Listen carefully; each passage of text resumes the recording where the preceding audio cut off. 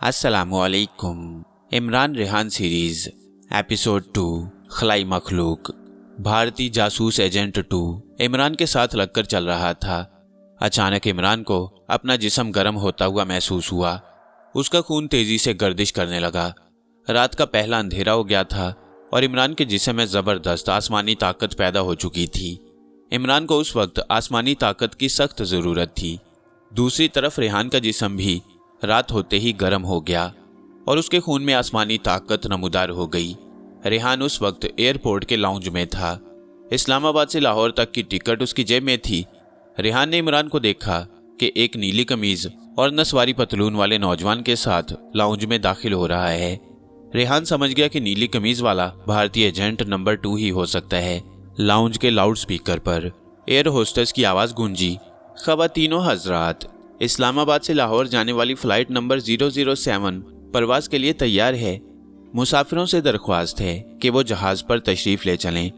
इमरान भारतीय हाईजैकरों को त्यारे पर नहीं ले जाना चाहता था, मगर वहां हालात ऐसे बन गए कि इमरान रेहान का त्यारे पर सवार होना जरूरी हो गया, क्योंकि दूसरे 2 भारतीय जासूस लाउंज से निकलकर त्यारे की तरफ रवाना हो चुके थे। इमरान ने भारतीय जासूस एजेंट 2 से पूछा, क्या अपने आदमी पिस्तौल साथ त्यारे पर ले गए हैं? भारतीय एजेंट 2 ने कहा, हाँ, सिक्योरिटी की वजह से हमने अपने जूतों के अंदर धमाके से फटने वाली पतली ट्यूब छुपा रखी है। इमरान ने अपना पिस्तौल रेस्टोरेंट की सीढ़ियां उतरते वक्त जेब से निकालकर भारतीय एजेंट की नजरें बचाते हुए गमले के अंदर फेंक दिया।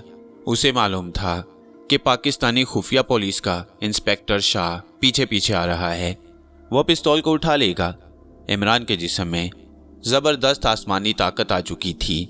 अब उसे पिस्तौल की जरूरत नहीं थी।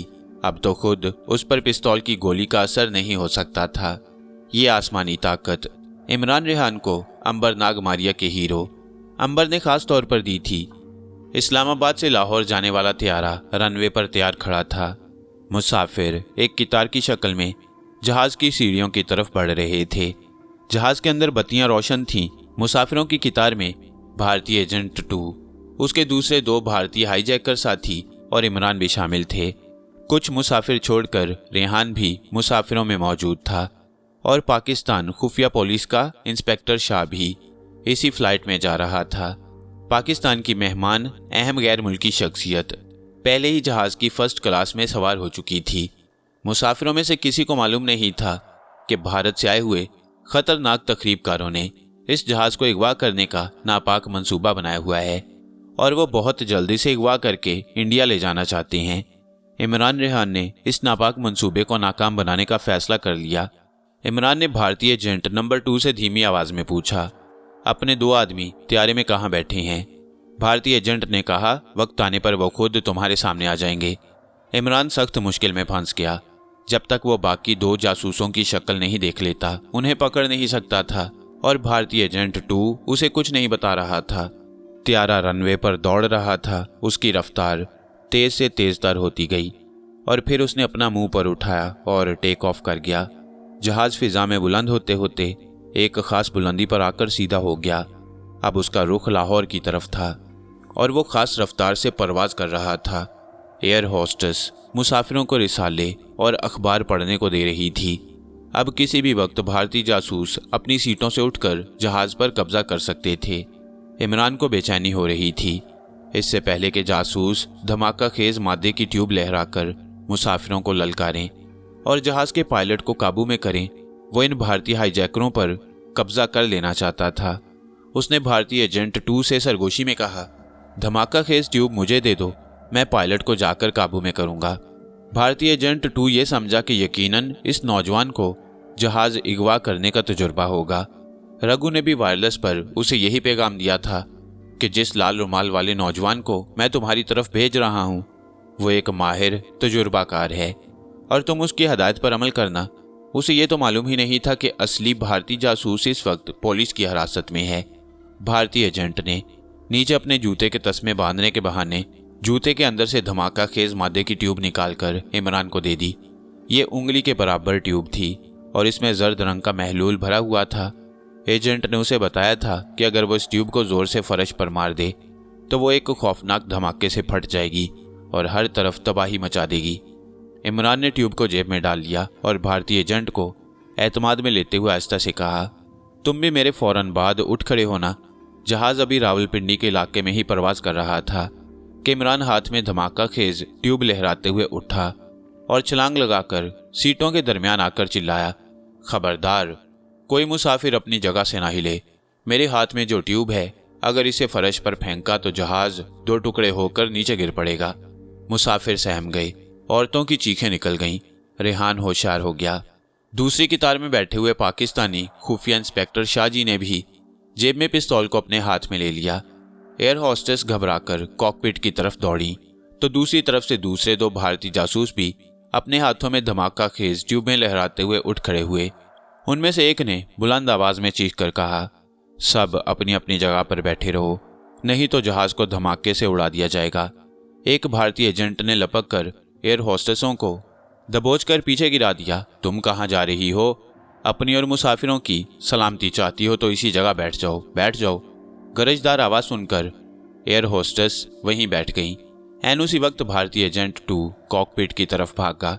अंदर जाते ही उसने हवाबाजों को चिल्लाकर कहा, जहाज को हमने हाईजैक कर लिया है। मेरे साथ ही 10 बम लिए जहाज में खड़े हैं। जहाज का रुख इंडिया की तरफ मोड़ दो, नहीं तो ये बम ट्यूब फेंककर जहाज को उड़ा दिया जाएगा। हम अपनी जान भी दे देंगे और जहाज के साथ किसी मुसाफिर को भी जिंदा नहीं छोड़ेंगे। दोनों हवाबाजों ने अपने होशो हवास को बरकरार रखा। कैप्टन ने कहा, हमारे पास इतना पेट्रोल नहीं है कि हम इंडिया के किसी एयरपोर्ट पर लैंड कर सकें। भारतीय एजेंट नंबर 2 ने हुर्राते हुए कहा, तुम मुझे बेवकूफ़ नहीं बना सकते। याद रखो, मैं खुद पायलट रह चुका हूँ। जहाज का रुख इंडिया की तरफ मोड़ो और उसे अमृतसर के हवाई अड्डे पर उतार दो। तुम्हें रास्ता साफ मिलेगा, जल्दी करो। कैप्टन पायलट ने पाँव के करीब ही एक खुफिया बटन दबाया, जिसने पीछे कंट्रोल टावर इस्लामाबाद को खुफिया सिग्नल भेजने शुरू कर दिए, जिनका मतलब ये था कि हमारे जहाज को हाईजैक कर लिया गया है। भारतीय एजेंट को इसकी खबर ना हुई। कैप्टन पायलट ने यूं ही 2-3 बटन दबाकर कहा, मैंने जहाज का रुख इंडिया की तरफ कर दिया है। उसने हवाई जहाज का रुख इंडिया की तरफ नहीं फेरा था। वो ये मालूम करना चाहता था कि इस हाईजैकर को पता चलता है कि नहीं। भारतीय एजेंट 2 को मालूम ना हुआ कि जहाज का रुख नहीं बदला गया। वो दोनों हवाबाजों के पीछे धमाका खेज ट्यूब लिए खड़ा था और बार बार कह रहा था कि अगर उन्होंने कोई गलत कदम उठाया और उनके हुक्म की पाबंदी ना की तो वो जहाज के साथ सारे मुसाफिरों को उड़ा कर रख देगा। दूसरी तरफ बाहर जहाज के अंदर इमरान बम ट्यूब वाला हाथ फिजा में बुलंद किए खड़ा मुसाफिरों को अपनी अपनी जगह पर बैठे रहने का हुक्म दे रहा था। पाकिस्तानी खुफिया इंस्पेक्टर बेचैनी से पहलू बदल रहा था कि इमरान उन हाईजैकरों पर झपटता क्यों नहीं। जबकि इमरान एक खास मौके का इंतजार कर रहा था, वो 2-4 कदम चलकर दूसरे 2 भारतीय एजेंटों के पास गया जो हाथों में बम ट्यूबें लिए करीब करीब खड़े थे। इमरान सबसे पहले उनके हाथों में जो बम ट्यूबें थीं उनको अपने कब्जे में लेना चाहता था। उसने दोनों भारतीय जासूसों की तरफ घूर कर देखा और पुख्ता बारोब आवाज में कहा, मेरे साथ फर्स्ट क्लास में आओ, हमें गैर मुल्की मेहमान शख्सियत से अपना तारुफ कराना है। इमरान को अच्छी तरह मालूम था कि उसके और रेहान के अंदर अंबर की दी हुई जबरदस्त आसमानी ताकत दाखिल हो चुकी है और उन दोनों पर गोली बारूद जरा असर नहीं कर सकता। लेकिन उसे जहाज को, जहाज के मुसाफिरों को और गैर मुल्की मेहमान शख्सियत को अगवा होने से बचाना था। दोनों भारतीय जासूस इमरान को अपना ही आदमी समझ रहे थे। वो जल्दी से फर्स्ट क्लास रूम की तरफ बढ़े। इमरान ने उन्हें कहा, यह ट्यूब मुझे दे दो, वहाँ इसकी ज़रूरत नहीं होगी। भारतीय हाईजैकर चूंकि इमरान को अपना साथी ही समझ रहे थे, इसलिए फौरन दोनों ट्यूबें उसको थमा दी और आगे आगे तेज कदमों से फर्स्ट क्लास कंपार्टमेंट की तरफ बढ़े। ये दोनों भारतीय एजेंट ऊंचे लंबे थे और उन्होंने जैकेट्स पहन रखी थीं। इमरान उनके पीछे पीछे था। उसने आंख से रेहान और पाकिस्तानी खुफिया इंस्पेक्टर शाहजी को इशारा कर दिया। जो ही दोनों भारतीय हाईजैकर फर्स्ट क्लास के दरवाजे के करीब पहुंचे, रेहान और इंस्पेक्टर शाहजी ने उछलकर उन्हें वहीं दबोच लिया। इंस्पेक्टर शाहजी ने जिस हाईजैकर को दबोचा उसने अपने आप को छुड़ा लिया, मगर रेहान ने जिस हाईजैकर की गर्दन पर मुक्का मारा था वो वहीं गिरकर बेहोश हो गया, क्योंकि उस वक्त रेहान के अंदर आसमानी ताकत आई हुई थी। दूसरा भारतीय हाईजैकर इंस्पेक्टर शाहजी से गुत्थम गुत्था था। इमरान ने उसे गर्दन से पकड़कर चूहे की तरह उठा लिया और फिर उसकी गर्दन पांव के नीचे रखकर मसला तो दूसरा भारतीय हाईजैकर भी बेहोश हो गया। मुसाफिरों में खुशी की लहर दौड़ गई। इमरान ने रेहान और इंस्पेक्टर शाहजी से कहा, आप मुसाफिरों को खामोश रखें, मैं कॉकपिट में जाता हूँ, क्योंकि भारतीय एजेंट 2 अंदर ही है। इन दोनों एजेंटों को बांध दे। ये कहकर इमरान कॉकपिट की तरफ दौड़ा। मुसाफिरों की समझ में ये बात नहीं आ रही थी कि हाईजैकर ने ही दूसरे हाईजैकरों को मार मार कर बेहोश क्यों कर दिया, क्योंकि उनकी नज़रों के सामने इमरान ने चिल्लाकर कहा था कि इस जहाज़ को हमने हाईजैक कर लिया है और कोई मुसाफिर अपनी जगह से न हिले। उन्हें क्या मालूम था कि असल बात क्या है। दोनों धमाका खेज ट्यूबें इमरान की जेब में थीं। एक ट्यूब उसने अपने हाथ में पकड़ रखी थी। वो कॉकपिट में दाखिल हुआ तो देखा कि भारतीय एजेंट 2 दोनों हवाबाजों के पीछे खड़ा था। उसका धमाका खेज ट्यूब वाला हाथ ऊपर उठा हुआ था और वो उन्हें कह रहा था, मैं जानता हूं तुमने अभी जहाज को इंडिया की तरफ नहीं मोड़ा। मैं 3 तक गिनूंगा। अगर तुमने जहाज का रुख ना मोड़ा तो मैं बम मारकर जहाज को उड़ा दूंगा। 1, 2। इससे पहले कि भारतीय एजेंट नंबर 2 3 कहता, इमरान ने पीछे से जाकर कहा, नंबर 2 ठहरो, जहाज हमारे कब्जे में है। भारतीय एजेंट 2 ने गर्दन घुमाकर पीछे देखा। इमरान ने ऐन उस वक्त एक जबरदस्त छलांग लगाई और भारतीय एजेंट के हाथ से धमाका खेज ट्यूब को छीन लिया। इतनी देर में रेहान और इंस्पेक्टर शाह भी अंदर आ गए। उन्होंने भारतीय एजेंट नंबर 2 को अपने कंट्रोल में कर लिया और उसको घसीटते हुए कॉकपिट से बाहर ले गए। कैप्टन पायलट ने परेशान होकर इमरान से पूछा, क्या हम हाईजैक नहीं हुए? इमरान ने कहा, अल्लाह का शुक्र है कि हम हाईजैक नहीं हुए। अब आप खामोशी से लाहौर की तरफ परवाज करें। स्पीकर पर मुसाफिरों को पुरसुकून रहने की तलकीन करने की कोई ज़रूरत नहीं। इस तरह से मेहमान शख्सियत को ख्वामखा शक होगा कि जहाज़ पर कोई हादसा गुजरने वाला था। दूसरे हवाबाज ने इमरान से पूछा, मगर आप लोग कौन हैं? इमरान ने कहा, हम पाकिस्तानी इंटेलिजेंस के जवान हैं। ये कहकर इमरान जल्दी से कॉकपिट से निकल आया। एयर होस्टेसें भी खुश थीं। तीनों भारतीय हाईजैकरों को इस दौरान रेहान और इंस्पेक्टर शाह जी ने रस्सियों से बांधकर जहाज के कोने में डाल रखा था और इंस्पेक्टर शाह जी उनके ऊपर पिस्तौल ताने खड़ा था। इमरान ने मुसाफिरों की तरफ देखकर कहा, भाइयों और बहनों, ये भारतीय तखरीबकार हैं जो इस जहाज को अगवा करना चाहते थे, मगर हमारी कोशिश से इनका नापाक मंसूबा नाकाम हो गया। आप खामोशी से अपना सफर जारी रखें। इतनी देर में स्पीकर पर एयर होस्टेस की आवाज़ बुलंद हुई कि हम लाहौर एयरपोर्ट पर उतरने वाले हैं, इसलिए अपने हिफाजती बंद बांध लीजिए। मुसाफिरों ने इत्मीनान का सांस लिया। वो बड़े खुश थे और पाकिस्तानी सिपाहियों की बहादुरी की दाद दे रहे थे। वो इमरान, रेहान और इंस्पेक्टर शाह को पाकिस्तानी सिपाही समझ रहे थे। जहाज लाहौर एयरपोर्ट पर लैंड कर गया। तीनों भारतीय तकरीबकार जासूसों को हथकड़ियां पहनाकर पुलिस स्टेशन की तरफ भेज दिया गया। पुलिस का दस्ता उनको अपनी हिरासत में लिए हुए था। इंस्पेक्टर शाह जी ने इमरान, रेहान से पूछा कि अब उनका क्या प्रोग्राम है। इमरान ने कहा, लाहौर में हमारा घर है, हम अपने घर जाएंगे, कल आपसे मुलाकात होगी। इंस्पेक्टर शाह जी बोले, खुदा का शुक्र है कि जहाज अगवा होने से बच गया, वरना पाकिस्तान की बड़ी बदनामी होती। रेहान ने कहा, वाकई हमें खुदा का शुक्र अदा करना चाहिए। और इमरान, रेहान सलाम करके एयरपोर्ट के दरवाजे की तरफ बढ़े। उस वक्त लाहौर में रात 10 बजने वाले थे। अक्टूबर का महीना था। मौसम खुनक हो गया था, बल्कि रात को ठंड हो जाती। लोग कमरों के अंदर सोने लगे थे। शहर रोशनियों से जगमगा रहा था। इमरान, रेहान को इंस्पेक्टर शाह जी ने कहा था कि मैं आपको पुलिस की गाड़ी में घर छोड़ आता हूँ, मगर इमरान, रेहान नहीं चाहते थे कि उनके मोहल्ले वालों को ये मालूम हो कि वो पुलिस की गाड़ी में आए हैं। दोनों बाहर आकर रिक्शे का इंतजार करने लगे। उनके पास 200 रुपये थे। रिक्शे में बैठकर वो अपने घर की तरफ रवाना हो गए। इमरान ने रेहान से कहा, रेहान, इस वक्त हम इतने ताकतवर हैं कि लाहौर में बल्कि सारे पाकिस्तान में शायद कोई भी इतना ताकतवर नहीं होगा, लेकिन अफसोस कि रात गुजर जाएगी और हम अपनी ताकत का कोई फ़ायदा नहीं उठा सकेंगे। रेहान ने मुस्कुराते हुए कहा, ये आसमानी ताकत तो हर रात हमारे पास आ जाती है। हम हर रात इसकी मदद से पाकिस्तान दुश्मन तखरीबकारों को ठिकाने लगा सकते हैं। आज की रात तो हमने अपनी आसमानी ताकत का पूरा फ़ायदा उठाया है। 3 खतरनाक भारतीय तखरीबकारों को गिरफ्तार करवा दिया है। इमरान बोला, हाँ ये तो है। अब बाकी के 2 भारतीय जासूसों यानी गोपाल और रघु को पकड़ना बाकी है। यहाँ से कल हम वापस उसी पहाड़ी इलाके की तरफ रवाना हो जाएंगे ताकि उन दोनों को भी गिरफ्तार किया जा सके। पहले रेहान का घर आ गया। रिक्शा रुकवा कर इमरान ने रेहान से कहा, खाना खाकर तुम मेरी तरफ आ जाना, ज़रा नहर के किनारे किनारे सैर करेंगे और आइंदा के बारे में प्लान भी बनाएंगे। रेहान ने आने का वादा किया और अपने घर चला गया। इसके बाद इमरान भी अपने घर आ गया।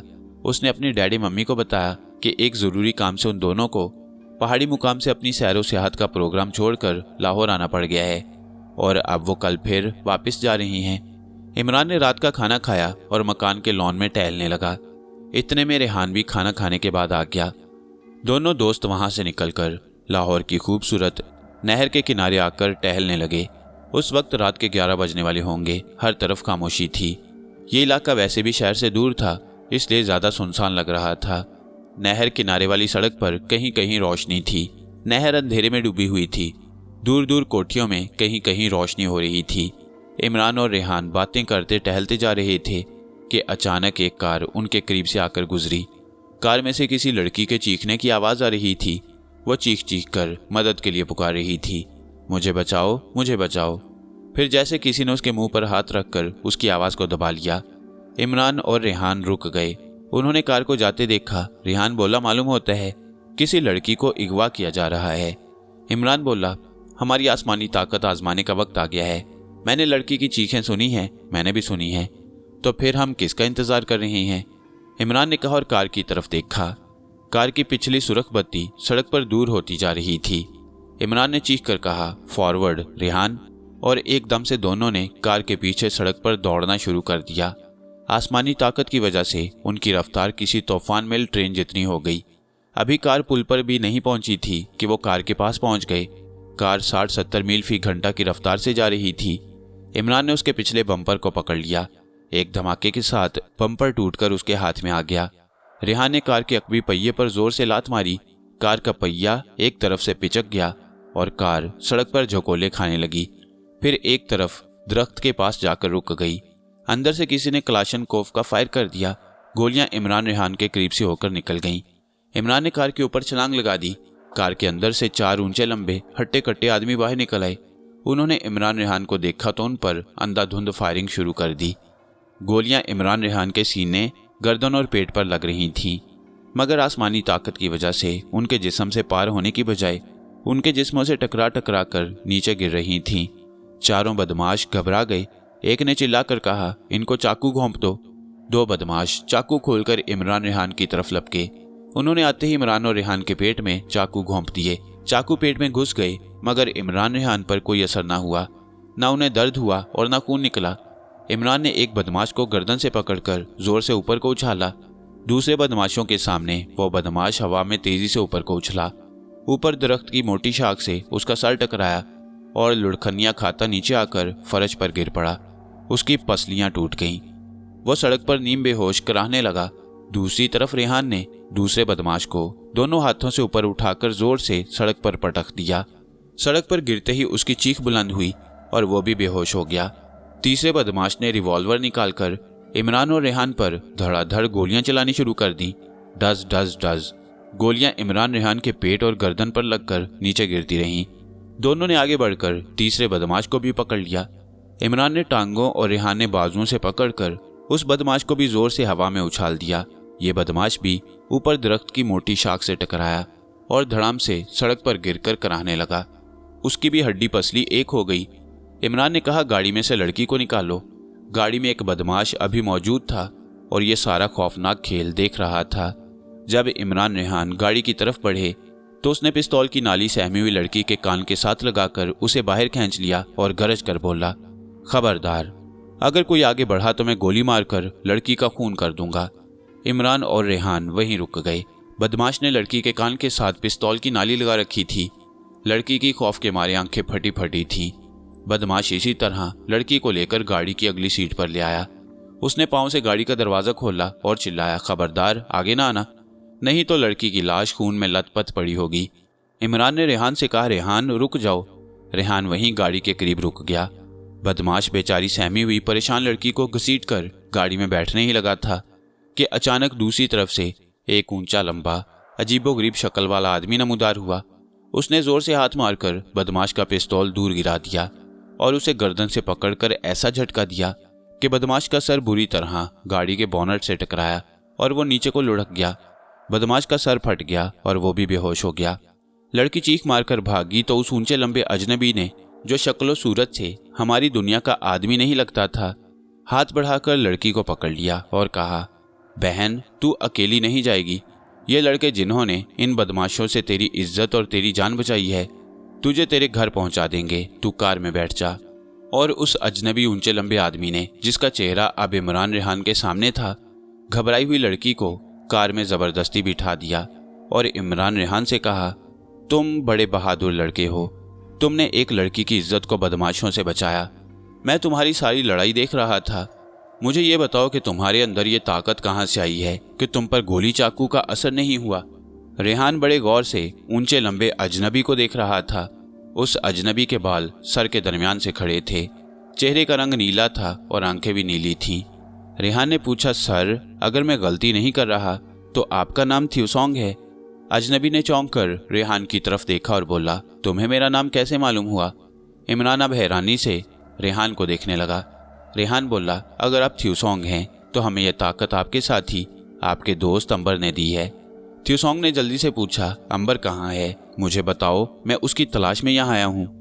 तब इमरान और रेहान ने थ्यूसोंग को बताया कि अंबर उन्हें पहाड़ी इलाके के कब्रिस्तान वाली गार में मिला था और ये आसमानी ताकत उसी ने उन्हें दी है। इमरान कह रहा था, अंबर की दी हुई ये आसमानी ताकत हमारे अंदर सिर्फ रात के वक्त पैदा होती है, सुबह सूरज निकलने के साथ ही गायब हो जाती है। रेहान ने कहा, इसके बाद अंबर चला गया। उसने बताया था कि वो भी मारिया नाग और तुम्हारी तलाश में जा रहा है। थ्यूसोंग बोला, इन बेहोश बदमाशों को सड़क के किनारे डाल देते हैं क्योंकि यहाँ कभी कभी गाड़ी गुजर जाती है।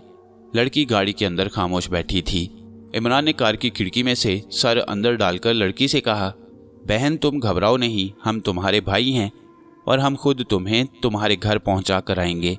इतनी देर में थ्यूसोंग ने रेहान के साथ मिलकर चारों बदमाशों के नीम मुर्दा टूटे फूटे जिस्मों को सड़क पर से घसीटकर नीचे झाड़ियों में फेंक दिया। अब इमरान भी उनके पास आ गया। रेहान कहने लगा, थ्यूसोंग, आपसे मिलकर हमें बड़ी खुशी हुई है। मैं और इमरान दोनों अपने प्यारे वतन पाकिस्तान को जुराइम पेशा बदमाशों और दुश्मन मुल्क इंडिया के भेजे हुए जासूसों और तकरीबकारों से पाक करने का अज़म कर चुके हैं। फिर इमरान ने थ्यूसोंग को अपने सारे कारनामे सुनाए कि किस तरह उन्होंने एक मार्केट में भारतीय जासूसों का लगाया हुआ बम नाकारा करके सैकड़ों पाकिस्तानी भाई बहनों को हलाक और जख्मी होने से बचा लिया। फिर किस तरह उन्होंने अंबर की दी हुई आसमानी ताकत से काम लेते हुए जहाज को अगवा होने से बचाया। थ्यूसोंग बड़ा खुश हुआ, कहने लगा, शाबाश, तुम पाकिस्तान के जांबाज सिपाही हो, बहादुर मुजाहिद हो। हर पाकिस्तानी नौजवान को तुम्हारी तरह से पाकिस्तान की खिदमत करनी चाहिए क्योंकि पाकिस्तान इस्लाम का किला है और इस्लाम ही के नाम पर बनाया गया। रेहान ने कहा, पाकिस्तान हमारी इज्जत है, हमारा वकार है, इसी के दम से हमारी इज्जत और ज़िंदगी है। हम इसकी खातिर अगर जान भी कुर्बान कर दें तो कोई बड़ी बात नहीं होगी। थ्यूसोंग बोला, मैं तुम्हारे इन ख्यालात से बेहद खुश हुआ हूँ। अंबर की तरह मैं भी तुम्हें अपनी तरफ से एक तोहफा इनाम के तौर पर देना चाहता हूँ। और थ्यूसोंग ने अपनी उंगली से एक नीले रंग की अंगूठी उतारकर इमरान की तरफ बढ़ाई और कहा, इस अंगूठी को अपनी उंगली में पहन लो। इस अंगूठी को पहन लेने के बाद तुम अपने सीधे हाथ की सीधी उंगली जिस इंसान या लकड़ी लोहे की चीज को लगाओगे वो सिकुड़कर बहुत छोटी हो जाएगी। अगर तुम किसी इंसान के जिस्म के साथ उंगली लगाओगे तो वो इतना छोटा हो जाएगा कि तुम उसे उठाकर आसानी से माचिस के डिब्बे में बंद कर सकोगे। लेकिन उंगली लगाने से पहले तुम्हें मेरी शक्ल अपने जहन में लानी होगी। इमरान बड़ा खुश हुआ। उसने अंगूठी लेकर अपनी उंगली में डाल ली। रेहान ने पूछा, क्या इस अंगूठी को मैं भी पहनकर आदमियों को छोटा कर सकूंगा? क्यों नहीं? थ्यूसोंग ने कहा, यह अंगूठी सिर्फ तुम दोनों के लिए है, मगर याद रखो कि ऐसा तुम सिर्फ रात के वक्त ही कर सकोगे, दिन के वक्त नहीं। इस अंगूठी का असर सिर्फ रात के वक्त ही जाहिर हुआ करेगा। सूरज निकलने के बाद अंगूठी का असर गायब हो जाएगा। दिन के वक्त तुम इसकी मदद से किसी मक्खी को भी छोटा न कर सकोगे।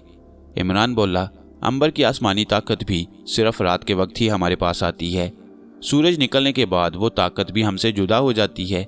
थ्यूसोंग कहने लगा, ऐसा ही इस नीली अंगूठी के साथ भी होगा। रात के वक्त इसमें ताकत आ जाएगी, लेकिन सूरज निकलने के साथ ही यह ताकत चली जाएगी। फिर तुम उंगली लगाकर किसी को छोटा न कर सकोगे। फिर थ्यूसोंग कहने लगा, अब मैं अंबरनाग मारिया की तलाश में जाता हूँ। किस्मत ने चाहा तो शायद फिर कभी हमारी तुम्हारी मुलाकात हो जाए। और थ्यूसोंग झाड़ियों और दरख्तों में चलते चलते इमरान रेहान की नज़रों से रात के अंधेरे में गायब हो गया। इमरान बोला, जल्दी से पहले इस मुसीबत ज़दा लड़की को इसके घर पहुंचाते हैं, मेरे साथ आओ। लड़की अभी तक गाड़ी में सहमी हुई बैठी थी। इमरान और रेहान अगली सीटों पर बैठ गए। रेहान ने कहा, बहन, फिक्र न करो, हम तुम्हें तुम्हारे घर छोड़ आते हैं। ये बताओ तुम्हारा घर कहाँ है? खौफजदा लड़की ने बताया कि वो फैसल टाउन में रहती है। वो अपनी सहेली के साथ घर के बाहर सैर कर रही थी कि इन गुंडों ने उसे उठाकर गाड़ी में डाल लिया। इमरान रेहान ने लड़की को हौसला दिया और उसे उसके घर जाकर उसके डैडी मम्मी के हवाले कर दिया। इसके बाद वो उन गुंडों की गाड़ी में ही नहर किनारे उस जगह पहुंचे जहां गुंडे अभी तक बेहोश पड़े थे। रेहान और इमरान गाड़ी से निकलकर बाहर आ गए। रेहान ने मशवरा देते हुए कहा, मेरा ख्याल है कि इन गुंडों को ऐसी सजा देनी चाहिए कि ये फिर कभी किसी शरीफ लड़की को उठाने की कोशिश ना कर सकें। इमरान ने रेहान की तरफ देखकर कहा, मैं तो चाहता हूं कि इन्हें पुलिस के हवाले कर दिया जाए। रेहान बोला, पुलिस इनका कुछ नहीं बिगाड़ सकेगी। ये पेशावर गुंडे लगते हैं। ये लोग कैद काट कर भी फिर अपनी गुंडागर्दी शुरू कर देते हैं।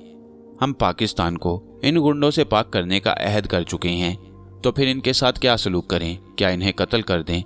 ऐसा हम नहीं करेंगे, इमरान ने कहा। रेहान बोला, कत्ल करने की ज़रूरत बिल्कुल नहीं। हम इन्हें ऐसी सज़ा देंगे कि ये इस काबिल ही नहीं रहेंगे कि किसी लड़की को तंग कर सकें। इमरान बोला, आखिर वो तरीका भी तो बताओ, क्या सज़ा दें इन्हें? रेहान ने इमरान की उंगली की तरफ इशारा किया और बोला, तुम्हारे पास थ्योसॉन्ग की नीली अंगूठी है और अभी रात का वक्त है। हमारे अंदर अंबर की ताकत भी मौजूद है और इस अंगूठी में थ्योसॉन्ग के खलाई माहौल का असर भी है। हम इस अंगूठी की आजमाइश करेंगे। इमरान ने चौंक कर कहा, अरे ये तो मैं भूल ही गया था। बिल्कुल ठीक है, हम इन चारों गुंडों को उंगली के बराबर छोटा बना देंगे। इस तरह नीली अंगूठी की आजमाइश भी हो जाएगी और पाकिस्तान की फिजा इन चार गुंडों की गुंडागर्दियों से भी पाक हो जाएगी। तो फिर शुरू करो, रेहान ने इमरान से कहा। इमरान झाड़ियों में बेहोश पड़े गुंडों के पास जाकर झुका। उसने अपने जहन में थ्योसॉन्ग की शक्ल जमाई और नीली अंगूठी वाली सीधी उंगली एक गुंडे की गर्दन से लगा दी। ये देखकर दोनों दंग रह गए कि बेहोश गुंडा उंगली के बराबर छोटा हो गया। रेहान हैरत ज़दा हो गया, कहने लगा, इमरान मुझे यकीन नहीं आ रहा कि इंसान इतना छोटा भी हो सकता है।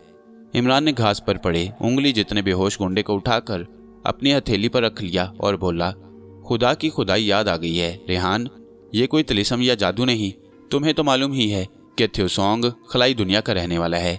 इस नीली अंगूठी में उसके सियारे की खलाई फिजा की बाज ऐसी शुआएं जज्ब कर दी गई हैं कि जिनके असर से इस गुंडे के जिस्म के एटम सिकुड़ कर साथ साथ चिपक गई हैं, जिसकी वजह से ये छोटा हो गया है। रेहान ने ताज्जुब से कहा, मगर ये कैसे हो सकता है? इमरान कहने लगा, यह फिजिक्स का एक आम असूल है रेहान। याद रखो, कायनात की हर शय एटमों से मिलकर बनी है और दो एटमों के दरमियान बहुत ज़्यादा खला यानी फासला होता है। अगर किसी तरीके से हम एटम के ज़र्रों का दरमियानी फासला ख़त्म कर दें तो एटम एक दूसरे के साथ चिपक जाएंगे और वो शय छोटी हो जाएगी। इस तरह हम मकबरा जहांगीर के मीनार को सुई जितना छोटा कर सकते हैं। रेहान ने कहा, अब दूसरे गुंडों को भी छोटा करो जल्दी से, ताकि ये भी आइंदा किसी शरीफ बहन को तंग न कर सकें। इमरान ने अपनी नीली अंगूठी वाली उंगली बारी बारी बाकी तीन गुंडों की गर्दन से लगाई और वो भी दिया सलाई जितने हो गए। अब उन गुंडों को दिन के वक्त भी कोई वहाँ मुश्किल ही से देख सकता था। इमरान ने कहा, इनकी गाड़ी सी जगह रहने दो, चलो वापस घर को चलते हैं। हमें सुबह इस्लामाबाद और फिर वहाँ से आगे भारतीय जासूसों गोपाल और रघु के खुफिया ठिकाने की तलाश में भी निकलना है। इमरान रेहान वापस अपने घरों में आकर सो गए। दूसरे रोज़ वो अपने माँ बाप से वापस अपने स्टूडेंट दोस्तों के पास जाने का कहकर ट्रेन में सवार होकर इस्लामाबाद की तरफ रवाना हो गए। इस्लामाबाद में उन्होंने वैगन पकड़ी और जब अपने पहाड़ी रेस्ट हाउस में पहुंचे तो उस वक्त रात हो चुकी थी। उन्होंने रेस्ट हाउस में जाकर खाना खाया और बिस्तरों पर लेटकर बातें करने लगे। इमरान ने तशवीश के साथ कहा, रेहान, थ्योसॉन्ग ने हमें ये नहीं बताया कि जब एक बार हम किसी इंसान या किसी चीज़ को नीली अंगूठी की मदद से छोटा कर देंगे तो फिर उसे दोबारा बड़ा भी कर सकेंगे या नहीं, और अगर उसे दोबारा बड़ा करना हुआ तो कैसे करेंगे? रेहान ने मुस्कुरा कर कहा, जब थ्योसॉन्ग किसी शय को अपनी उंगली से छोटा करता था तो फिर उसे दूसरे हाथ की उंगली लगाकर दोबारा बड़ा भी कर दिया करता। क्या तुम ठीक कह रहे हो? इमरान ने सवाल किया। रेहान बोला, इसमें परेशान होने की क्या ज़रूरत है, अब रात हो चुकी है। हमारे अंदर आसमानी ताकत के साथ साथ थ्योसॉन्ग की नीली अंगूठी में भी ताकत आ गई हुई है, अभी आजमा कर देख लेते हैं। इमरान बिस्तर से उठ बैठा। उसने कोने में दीवार के साथ लगी हुई खाने की बड़ी मेज़ की तरफ देखकर कहा, क्यों ना इस मेज़ पर तजुर्बा करें? बिल्कुल ठीक है, ये कहकर रेहान उसके पास आ गया। इमरान और रेहान खाने की बड़ी मेज़ के करीब बैठ गए। ये मेज़ इतनी बड़ी थी कि इसके गिर्द 6 आदमी बैठकर खाना खा सकते थे। इस कमरे में इसे यूं ही बेकार समझकर रख दिया गया था। इमरान ने नीली अंगूठी वाली उंगली खाने की मेज से लगा दी।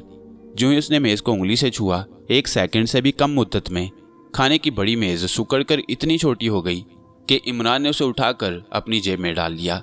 रेहान ने मुस्कुराते हुए कहा, यार इमरान, इस तरह तो हम मकबरा जहांगीर को भी छोटा करके अपनी जेब में रख सकती हैं। इमरान बोला, शायद इमारतों के साथ अंगूठी का खलाई तिलिस्म काम ना करे। थ्योसोंग ने कहा था कि आम किस्म की चीज़ों पर इसका असर होगा।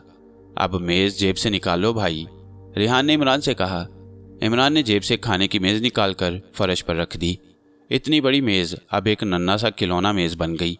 रेहान ने कहा कि अब दूसरे हाथ की उंगली से इसे छुओ, मुझे यकीन है कि ये फिर से बड़ी हो जाएगी। इमरान बोला, अगर ये दोबारा बड़ी ना हुई तो रेस्ट हाउस वाले हमसे इसकी कीमत वसूल करेंगे। वो कहेंगे कि तुम्हारे कमरे में हमारी बड़ी मेज़ थी, तुमने ही कहीं गुम की होगी। रेहान कहने लगा, यार इमरान, तुम उंगली तो लगाओ इसे। इमरान ने डरते डरते बल्कि कांपते हाथों से अपने दूसरे हाथ की उंगली नन्ही सी मेज़ को लगा दी। उंगली के छूते ही नन्ही सी मेज़ एकदम फिर से बड़ी हो गई। इमरान तो ये करिश्मा देखकर दंग रह गया। कहने लगा, रेहान, ये नीली अंगूठी हमारे मिशन में बड़े काम आएगी।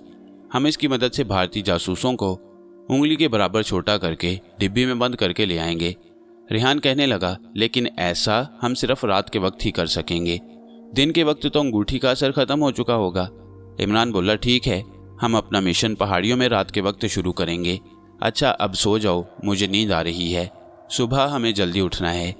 इमरान रेहान बत्ती बुझाकर अपने अपने बिस्तरों पर दोबारा लेट गए। इमरान ने अंधेरे में छत को तकते हुए रेहान से कहा, रेहान यार, इसका मतलब है कि ये अंगूठी अगर चोरी हो गई या हमारे दुश्मन इसे ले गए तो वो भी हमें छोटा बना देंगे, हम तो मुसीबत में फंस जाएंगे। रेहान की आवाज़ आई, कभी कभी तुम बिल्कुल अनाड़ियों वाली बातें करने लगते हो इमरान। तुम्हें याद नहीं, थ्योसोंग ने कहा था कि किसी इंसान या किसी चीज़ को छोटा करने से पहले अपने जहन में मेरी शक्ल का तस्वुर लाना होगा। अब अगर दुश्मन फर्ज कर लिया हमारी अंगूठी चुरा भी लेता है तो ये अंगूठी उसके लिए बेकार होगी। वो किसी भी चीज़ या इंसान को छोटा नहीं कर सकेगा क्योंकि वह थ्योसोंग की शक्ल का तस्वुर जहन में नहीं ला सकेगा, इसलिए कि उसने तो थ्योसोंग को देखा ही नहीं। हाँ, अब समझा यार, मैं भूल गया था, अब सो जाओ। ये कहकर इमरान ने कंबल ऊपर करके आंखें बंद कर ली। सुबह शहर की बड़ी मस्जिद की अजान के साथ ही उनकी आंख खुल गई। दोनों ने उठकर गुस्ल किया, फिर वुजू किया, नमाज पढ़ी, अल्लाह मियाँ से पाकिस्तान की सलामती और अपने मिशन की कामयाबी के लिए दुआ मांगी और नाश्ता करने कॉमन रूम की तरफ चल दिए। नाश्ते के बाद इमरान ने रेहान को कमरे में रहने को कहा और खुद डिप्टी कमिश्नर से मुलाकात करने उसकी कोठी पर आ गया। डिप्टी कमिश्नर को इमरान रेहान के शानदार कारनामे का इल्म हो चुका था कि उन्होंने पाकिस्तानी जहाज़ को अगवा होने से बचा लिया। उसने इमरान को गले से लगाकर उसका माथा चूमा और कहा, इमरान, तुम वाकई पाकिस्तान के नामवर फर्जंद हो, हमें तुम पर नाज है। मैं हुकूमत को सिफारिश करूंगा कि इस जश्न आज़ादी के मौका पर तुमको बहादुरी का तमगा दिया जाए। इमरान ने कहा, सर, हम ये काम अपना कौमी फ़र्ज़ समझ कर रहे हैं, इनाम या किसी तमगे के लिए नहीं कर रहे। हमारा सबसे बड़ा इनाम यही है कि हमने पाकिस्तानी जहाज़ को दुश्मन के नापाक हमले से बचा लिया। डीसी ने इमरान के लिए चाय मंगवा ली और पास बिठाकर पूछा कि अब उसका क्या प्रोग्राम है। इमरान ने कहा, मैं यही बताने आपके पास आया हूँ। आपको तो मालूम है यहाँ चीफ एजेंट गोपाल और रघु जासूस हैं जो आने वाली तकरीबकारों को अपने खुफिया अड्डे पर पनाह देते हैं और फिर उन्हें पाकिस्तान के मुख्तलिफ शहरों में तकरीबकारी के लिए भेजते हैं। 4 जासूस तो हमने लाहौर पुलिस के हवाले कर दिए हैं। अब हमें गोपाल और रघु के खुफिया अड्डे का सुराग लगाना है ताकि उसे हमेशा हमेशा के लिए तबाह कर दिया जाए और पाकिस्तान को उन तकरीबकारों से निजात मिले। डिप्टी कमिश्नर ने इमरान को बताया कि लाहौर में जिन 4 भारतीय जासूसों को उसने गिरफ्तार करवाया था वो कुछ नहीं बता रहे, उनसे पूछगिछ जारी है।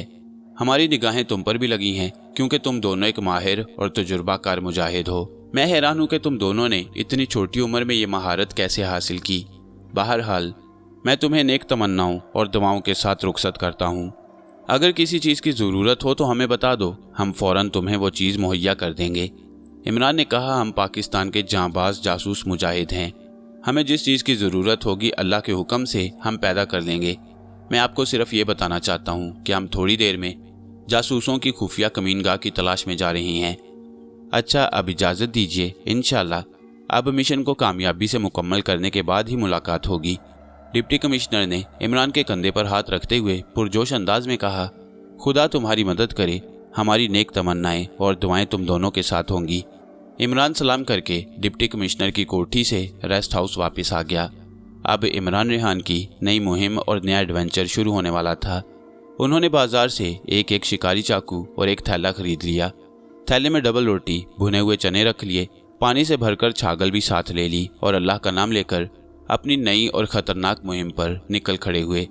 उनका प्रोग्राम सबसे पहले दरिया पार करके उस चट्टान की खो में जाकर तलाशी लेने का था जहां जासूस गोपाल और रघु सबसे पहले वैगन में पाकिस्तानी शहीद की लाश लेकर गए। मौसम बड़ा खुशगवार था, धूप निकली हुई थी, अगरचे कहीं कहीं आसमान पर बादलों के टुकड़े भी नजर आ रहे थे। इमरान रेहान थैले कांधों पर डाले, छड़ियां हाथों में लिए रेस्ट हाउस की ग्राउंड से निकलकर पहाड़ी कच्ची सड़क पर चलने लगे। यहाँ से आगे जाकर उन्होंने पुल पर से दरिया पार किया। दरिया की मौजें पत्थरों से टकराकर तेजी से बह रही थीं। दरिया पार वो चढ़ाई चढ़ने के बाद ऊंचे ऊंचे दरख्तों के साए में रवाना हो गए। 1 घंटे तक सफर करने के बाद आखिर वो उस चट्टान के पास पहुंच गए जहां वो पहली बार वैगन की छत पर बैठकर आए थे। इमरान ने चट्टान की खो की तरफ इशारा करते हुए कहा, मैं इसके अंदर जाकर देखता हूँ, तुम इसी जगह ठहरो। ये खो बड़ी छोटी थी। इमरान झुककर उसके अंदर गया। वहां सिवाय इधर उधर बिखरे हुए पत्थरों के और कुछ भी नहीं था। इमरान बाहर आ गया। यहाँ कुछ नहीं है रेहान, हमें काली पहाड़ी वाले हनुमान के पुराने मंदिर की तरफ चलना होगा। रेहान ने इमरान के ख्याल की तायीद की और वो हनुमान के पुराने शिकस्ता और पुरस्कार मंदिर की तरफ चल पड़े। इमरान दरख्तों के नीचे ऊंची नीची पथरीली जमीन पर आगे आगे चल रहा था। उन्हें मालूम था कि आगे रास्ता लंबा है और वो जब पुराने मंदिर के करीब पहुंचेंगे तो रात हो चुकी होगी। दोपहर उन्हें रास्ते में ही हो गई। उन्होंने एक जगह बैठकर थोड़ी डबल रोटी और चने खाए, पानी पिया, थोड़ी देर आराम किया और दोबारा अपने खतरनाक सफर पर रवाना हो गए। इमरान हर मोड़ पर गौर से एक एक पत्थर, एक एक दरख्त को देख लेता था कि वो ठीक रास्ते पर जा रही हैं।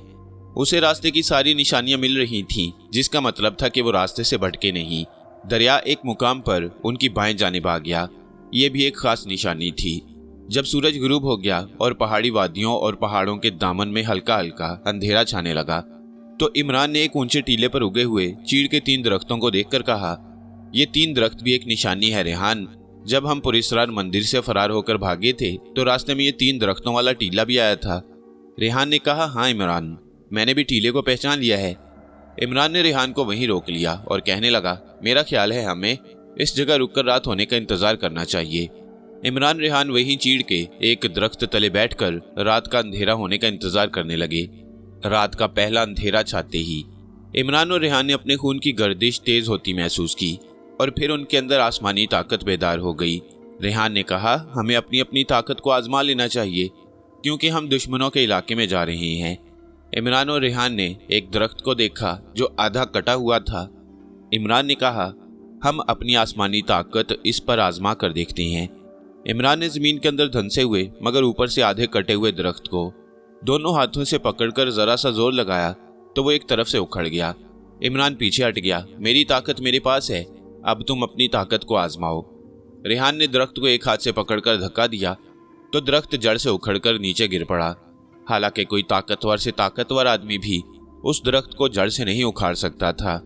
रेहान बोला, अब अपनी नीली अंगूठी की ताकत को आजमा कर देखो। इमरान ने अपने जहन में थ्योसोंग का तस्वुर जमाया और नीली अंगूठी वाली उंगली नीचे गिरे हुए दरख्त के साथ लगा दी। उंगली छूते ही जमीन पर गिरा हुआ दरख्त एकदम छोटा होकर माचिस की दिया सलाई जितना हो गया। इमरान ने खुश होकर कहा, खुदा का शुक्र है कि नीली अंगूठी का असर भी इसमें मौजूद है। दोनों दरख्तों के अंधेरे में एक तरफ चल पड़े। इमरान ने जंगल के रास्ते को पहचान लिया। हनुमान का पुरस्कार मंदिर वहां से ज्यादा दूर नहीं था। सबसे पहले रेहान की निगाह काली चट्टान के पहलू में हनुमान के खंडर पर पड़ी। उसके पीछे ही पुराना कब्रिस्तान था। उसने इमरान को हाथ से रोक लिया और आहिस्ता से कहा, हमें अलग अलग होकर हनुमान मंदिर में दाखिल होना चाहिए। इमरान ने रेहान को दूसरी तरफ से बढ़ने का इशारा किया और खुद कब्रिस्तान वाली दीवार के करीब से गुजरकर हनुमान के पुरस्कार मंदिर की तरफ चला। पुरस्कार मंदिर पर मौत की खामोशी छाई हुई थी। इमरान को ख्याल आ गया कि इस पुरस्कार मंदिर के बारे में मशहूर है कि यहाँ रात के वक्त किसी औरत के रोने की आवाज आती है। रेहान दूसरी तरफ से मंदिर के करीब आकर दरख्त के पीछे रुक गया। इमरान ने मुंह से कोयल की हल्की सी आवाज निकालकर रेहान को इशारा दिया कि वो बाहर छुपा रहे। इमरान इशारा देने के बाद मंदिर की टूटी हुई सीढ़ी चढ़कर उसके शिकस्ता आगे को झुके हुए दरवाजे में से गुजरकर अंधेरी ड्योढ़ी में आ गया। यहाँ गुप अंधेरा था। इमरान उस जीने तक पहुंच गया जो नीचे सुरंग में जाता था। उसने नीचे कान लगाकर सुना। नीचे गहरी खामोशी थी, किसी की आवाज नहीं आ रही थी। इस ख्याल से इमरान का हौसला बुलंद था कि उसके पास दो जबरदस्त ताकतें हैं। रेहान भी बड़ा मुतमईन था। वो मंदिर के करीब दरख्त के पीछे छुपा मंदिर की तरफ अंधेरे में आंखें फाड़े तक रहा था। उसने इमरान को मंदिर के अंदर जाते देख लिया था। अब वो उसके बाहर आने या कोयल की आवाज के इशारे का बेताबी से इंतजार कर रहा था। अभी वो सोच ही रहा था कि उसे फिजा में कोयल की धीमी आवाज सुनाई दी। ये इमरान की तरफ से इशारा था कि सब ठीक है, आ जाओ। रेहान दरख्त के पीछे से निकलकर मंदिर की तरफ बढ़ा। रेहान को भी ख्याल आ गया कि इस पुरस्कार मंदिर के बारे में मशहूर है कि ये आसेबी मंदिर है और यहाँ आधी रात को किसी औरत के रोने की आवाज़ आया करती है। रेहान के दिल में एक खौफ सा जरूर पैदा हुआ, मगर दूसरे लम्हे ये सोचकर रेहान ने इस खौफ को झटक दिया कि उसके अंदर आसमानी ताकत मौजूद है, उसका कोई कुछ नहीं बिगाड़ सकता।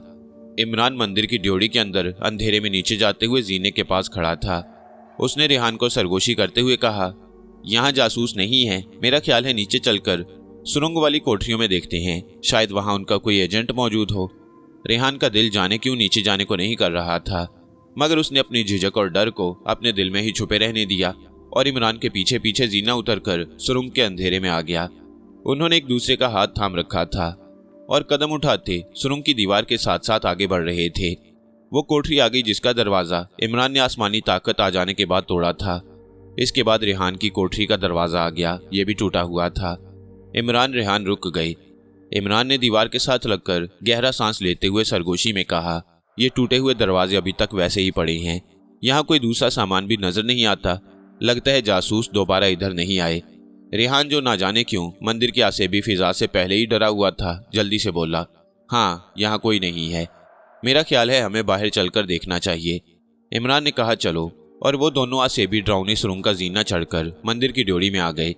रेहान बोला, मेरा ख्याल है कि इस मंदिर में ठहरने की बजाय हम वो सामने वाले दरख्तों के पास अंधेरे में बैठकर रात गुजारते हैं। इमरान को रेहान का ये मशवरा पसंद आया और वो मंदिर से निकलकर सामने वाले दरख्तों में जाकर छुपकर बैठ गए।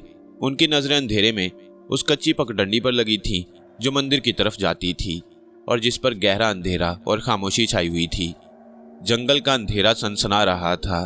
दरख्तों के पत्ते जैसे एक दूसरे से सरगोशियां कर रहे थे। हवा भी खुनक हो रही थी। उन्हें कुछ मालूम न हो सका कि रात कितनी गुजर गई है। दिन भर की थकावट थी। इमरान ने आंखें बंद की तो उसे नींद आ गई। वो गहरी नींद सो गया। रेहान जाग रहा था। पहले तो वो इमरान के साथ बातें करता रहा, अब इमरान सो गया तो रेहान की आंखें भी बोझल होने लगीं। उसे भी नींद ने आ घेरा। रेहान ने बहुत कोशिश की कि वो ना सोए, मगर नींद आखिर नींद होती है। हजार कोशिश के बावजूद रेहान नींद का मुकाबला न कर सका और वो भी सो गया। इन दोनों को कुछ मालूम नहीं था कि एक आसेबी हवा ने उन्हें सोने पर मजबूर कर दिया, वरना आम हालात में उन्हें इस तरह कभी नींद नहीं आई, और ख़ास तौर पर जब दोनों के अंदर आसमानी ताकत मौजूद हो तो नींद उनसे दूर दूर ही रहती। लेकिन ये एक ख़ास आसेबी हवा का असर था, और यह आसेबी हवा का झोंका हनुमान के मंदिर की अंधेरी ड्योढ़ी से निकलकर उनके पास आया। कोहर आलूद आसेबी हवा के झोंके में जादू का असर था, जिसने दोनों लड़कों को गहरी नींद सुला दिया। ऐन उस वक्त जंगल की खामोशी में एक औरत के रोने की डरावनी आवाज़ बुलंद हुई। ये आवाज़ बेहद आसेबज़दा और खौफ तारी कर देने वाली थी। इस आवाज़ को सुनते ही दरख्तों के पत्ते भी चुप हो गए, चलती हुई हवा भी रुक गई, सितारों ने भी जैसे अपनी आंखें बंद कर लीं। ये ऐसी आवाज़ थी जैसे किसी औरत का जिस्म आहिस्ता आहिस्ता काटा जा रहा हो, जैसे कोई बदकिस्मत औरत को खूनी दलदल का सांप आहिस्ता आहिस्ता अपने हलक में निगल रहा हो। ये आवाज़ हनुमान के आसेबी मंदिर की तरफ से आई थी। आवाज़ 3 बार बुलंद होकर खामोश हो गई। सारे जंगल पर मौत का सन्नाटा छा गया। फिर हनुमान के पुरस्कार मंदिर में हल्की सी रोशनी हुई। ये रोशनी एक मोमबत्ती की थी, जिसको एक काले जिस्म वाली औरत अपने हाथ में उठाए आहिस्ता आहिस्ता हनुमान के मंदिर की तरफ जा रही थी। उस औरत के जिस्म पर सिर्फ एक धोती थी। उसका सारा जिस्म काला स्याह था, उलझे हुए स्याह बाल बिखरे हुए थे, नीली आंखों से चिंगारियां फूट रही थी। वह रिंग रिंग कर चल रही थी जैसे उसके पांव जख्मी हों। मंदिर की ड्योढ़ी में आकर उस औरत ने अपने मुंह से वही डरावनी आवाज निकाली जो इससे पहले 3 बार जंगल में गूंजकर मौत का सन्नाटा तारी कर गई थी। काली औरत ड्योढ़ी का जीना उतरकर नीचे सुरंग में आ गई। मोमबत्ती की रोशनी में औरत का चेहरा भयानक और डरावना लग रहा था। उसका साया उसके पीछे पीछे चला रहा था। सुरंग के कोने में कोठरी के पास आकर आसेबी औरत रुक गई। कोठरी का दरवाजा बंद था। उसकी चीख की डरावनी आवाज पर दरवाजा अपने आप खुल गया। कोठरी में अंधेरा था, जहां से हवा का झोंका निकला और उसने आसेबी औरत को अपनी लपेट में ले लिया। औरत के हाथ में मोमबत्ती की लौ कांपी। आहिस्ता आहिस्ता औरत कोठरी में दाखिल हो गई। मोमबत्ती उसने जमीन पर रख दी और आलती पालती मारकर बैठ गई। उसके सामने वाली दीवार पर हनुमान की मूर्ति बनी हुई थी। मूर्ति का मुंह बंदर का था, धड़ इंसान का, पीठ के पीछे से दुम निकली हुई और उसके हाथ में गुर्ज था। ये हनुमान की मूर्ति थी। आसेबी औरत ने अपने हलक से 3 बार वही डरावनी आवाज निकाली और फिर खुरखुराती डरावनी आवाज में हनुमान की मूर्ति को पुकारा, हनुमान, मैं भारत माता तेरे पास आई हूँ। पत्थर की दीवार से निकलकर मुझसे बात कर। भारत माता की आवाज पर दीवार पर लगी हनुमान की मूर्ति में हरकत पैदा हुई। सबसे पहले उसकी दुम हिली। उसने अपना बंदर वाला चेहरा भारत माता की तरफ घुमाया और आंखें खोल दी। फिर आहिस्ता से यह मूर्ति जिंदा होकर दीवार में से बाहर निकल आई। भारत माता यानी मोमबत्ती सामने जलाकर जमीन पर बैठी हुई डरावनी औरत के आगे हाथ बांधकर झुका और बोला, ऐ भारत माता, मैं तुम्हारी क्या खिदमत कर सकता हूँ। डरावनी औरत ने कहा, हनुमान, भारत के जासूसों को पाकिस्तान में पकड़कर मारा जा रहा है। भारत देश का जबरदस्त नुकसान हो रहा है। हम पाकिस्तान को तरक्की करते फलते फूलते नहीं देख सकते। क्या तुम देख सकते हो? हनुमान ने बंदर जैसे होंठ हिलाते हुए बंदर जैसी इंसानी आवाज में कहा, नहीं भारत माता, मैं खुद पाकिस्तान का दुश्मन हूँ। मैं तो पाकिस्तान को तरक्की करते कभी नहीं देख सकता। डरावनी औरत ने कहा, तो फिर तो किस लिए खामोश बैठा है? जो लोग हमारे भारत देश के तखरीबकारों और जासूसों को पकड़कर कैद कर रहे हैं, ये लोग हमारे मंसूबों को नाकाम बना रहे हैं, तो इनको खत्म क्यों नहीं करता?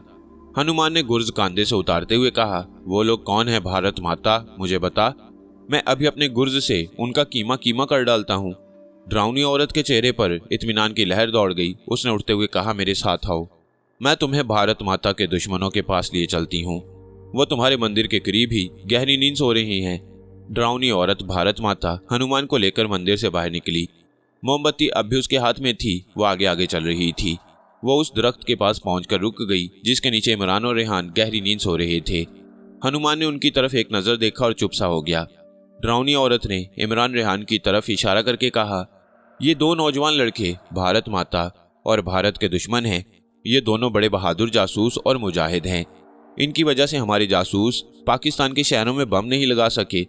इनकी वजह से पाकिस्तानी जहाज को अगवा करने का हमारा मंसूबा नाकाम हो गया। जब तक ये जिंदा हैं, हम कामयाब नहीं हो सकते। इनको हमेशा की नींद सुला दे हनुमान। मैंने अपनी खास कोहर आलूद हवा से इन्हें बेहोश कर दिया था। अब तू इन पर गुर्ज मारकर कुचल दे ताकि भारत देश के रास्ते में कोई रुकावट न रहे और वो बिला रोक टोक अपने जासूस पाकिस्तान भेजकर बमों के धमाके करता रहे। हनुमान अभी तक गुर्ज कंधे पर रखे चुप था। भारत माता ने कहा, हनुमान, क्या बात है? तू इन दोनों लड़कों को कत्ल क्यों नहीं कर रहा? हनुमान ने सर झुकाकर कहा, भारत माता, मैं महसूस कर रहा हूँ कि इन दोनों नौजवान लड़कों पर किसी आसमानी ताकत का साया है। वो कौन सी आसमानी ताकत है? भारत माता, ये ताकत इन दोनों लड़कों को अंबर ने दी है, जो हजारों बरस से तारीख के जमानों में सफर कर रहा है। वो एक नेक दिल और इंतहाई ताकतवर इंसान है। वो मर नहीं सकता। उसने अपनी ताकत इन दोनों लड़कों को खुद अता की है। ये ताकत अगरचे सिर्फ रात के वक्त इन लड़कों के पास होती है और सूरज निकलने के साथ वापस चली जाती है, फिर भी दिन के वक्त इसका असर होता है। अगर मैंने इनको हलाक करने की कोशिश की तो मैं खुद जिंदा नहीं रहूंगा। डरावनी औरत ने चीख कर कहा, तुम डरपोक हो हनुमान, मुझे तुमसे ये उम्मीद नहीं थी। तुम तो दुनिया के सबसे ताकतवर देवता हो। हनुमान बोला, भारत माता, मैं देवताओं में जरूर सबसे ताकतवर हूँ, मगर इंसानों और आसमानी ताकत के आगे बेबस हूँ। डरावनी औरत ने अपने बाल नोच लिए, फिर हैबतनाक आवाज में बोली, मैं अपने नीले सांपों की जोड़ी को बुलाती हूँ। अगर तुम मेरे दुश्मनों से डरते हो तो मेरे नीले सांप इन्हें डसकर अभी हलाक कर देंगे। हनुमान ने अपना गुर्ज भारत माता की तरफ बढ़ाते हुए कहा, भारत माता, तुम अपने हाथ से इन दोनों लड़कों के सर क्यों नहीं कुचल देती? ये लो गुर्ज, मार दो इनके सरों पर, इनकी खोपड़ियां तोड़ दो। भारत माता ने हनुमान से गुर्ज ले लिया और खुरखुराती आवाज में बोली, मैं अभी इन्हें कुचल कर रख देती हूँ, ये तो मुझे ख्याल ही नहीं आया। और डरावनी औरत गुर्ज उठाकर इमरान रेहान के सरों के ऊपर आकर खड़ी हो गई। इमरान रेहान उस डरावनी औरत की कोहर आलूद हवा के झोंके की वजह से बेहोश पड़े थे। डरावनी औरत ने गुर्ज उठाया कि एक ही वार से इमरान रेहान की खोपड़ियां पाश पाश कर दे। कि अचानक गुर्ज ड्राउनी औरत के हाथों में जम गया, जैसे वो पत्थर का हो गया हो। ड्राउनी औरत भारत माता ने बहुत जोर लगाया, मगर वह गुर्ज को अपनी जगह से 1 इंच भी ना हिला सकी। भारत माता, मैं ना कहता था कि इन दोनों लड़कों की अंबर की आसमानी ताकत हिफाजत कर रही है। हम दोनों देवता हैं। अगर हम इंसान होते तो इन दोनों लड़कों को सिर्फ दिन के वक्त हलाक कर सकते थे, मगर हम इंसान नहीं हैं। हम इनको कत्ल नहीं कर सकते। इनको हलाक करने के लिए हमें किसी अपने इंसान भारतीय जासूस की खिदमत हासिल करनी होगी। ड्राउनी औरत के मुंह से गुस्से की वजह से झाग निकलने लगी। ड्राउनी औरत ने झुंझलाकर एक ड्राउनी चीख मारी और बोली, मैं अपने नीले सांपों को बुलाती हूँ। वो ना इंसान है ना देवता, वो जरूर इनको डसकर हलाक कर डालेंगे। इसके साथ ही ड्राउनी औरत ने एक ड्राउनी चीख अलग से निकाली। इस चीख की आवाज को सुनकर 2 नीले सांप हवा में उड़ते हुए आए और ड्राउनी औरत के सामने कुंडली मारकर बैठ गए। ड्राउनी औरत यानी भारत माता ने नीले सांपों की तरफ अपनी गहरी खौफनाक नीली आंखों से देखा और हुक्म दिया, ऐ नीले सांपों, मैं तुम्हें हुक्म देती हूँ कि ये जो 2 लड़के बेहोश पड़े हैं, इन्हें डसकर अपने खौफनाक नीले जहर से हलाक कर डालो। दोनों नीले सांप फुंकारते हुए इमरान रेहान की तरफ बढ़े। जो ही सांप इमरान रेहान के करीब पहुंचे, फौरन पीछे मुड़ गए और 5 कदमों के फासले पर कुंडली मारकर बैठ गए। ड्राउनी औरत ने गुस्से से गरज कर कहा, तुमने इन्हें डसा क्यों नहीं? नीले सांप ने अपनी जुबान में ड्राउनी औरत से कहा, भारत माता, हम इन्हें नहीं डस सकते। इन्हें कोई भी सांप नहीं डस सकता। क्यों? ड्राउनी औरत ने चीख कर पूछा। नीला सांप बोला, इसलिए भारत माता कि इन दोनों के जिस्म से नाग देवता की खुशबू आ रही है। ड्राउनी औरत चिल्लाई, नाग देवता की खुशबू इनके अंदर कहां से आ गई? नीला सांप कहने लगा, भारत माता, इनके खून में अंबर की आसमानी ताकत आती जाती रहती है और अंबर नाग देवता का भाई है। इसकी वजह से इनके जिस्मों में भी नाग देवता की खुशबू आ गई है। हम किसी ऐसे इंसान को नहीं डस सकते जिसके जिस्म से नाग देवता की खुशबू आ रही हो। ड्राउनी औरत ने चीख कर कहा, क्या तुम भारत माता का भी हुक्म नहीं मानोगे? दोनों नीले सांपों ने यक आवाज होकर कहा, हम मजबूर हैं भारत माता, हम आपका ये हुक्म नहीं मान सकते। दोनों नीले सांप जिधर से आए थे उधर को उड़कर चले गए। ड्राउनी औरत गुस्से से खौल रही थी। उसने चाहा कि वो खुद इमरान रेहान के पेट अपने लंबे नाखूनों से फाड़ डाले। इस नापाक ख्याल के साथ जो ही वो इमरान रेहान के पास आई, उसे एक झटका लगा और दूर जा गिरी। अब हनुमान ने कहा, भारत माता, तुमने खुद देख लिया कि आसमानी ताकत की वजह से हम इन दोनों लड़कों का कुछ नहीं बिगाड़ सकते। ड्राउनी औरत यानी भारत माता ने हलक से वही ड्राउनी आवाज निकाली।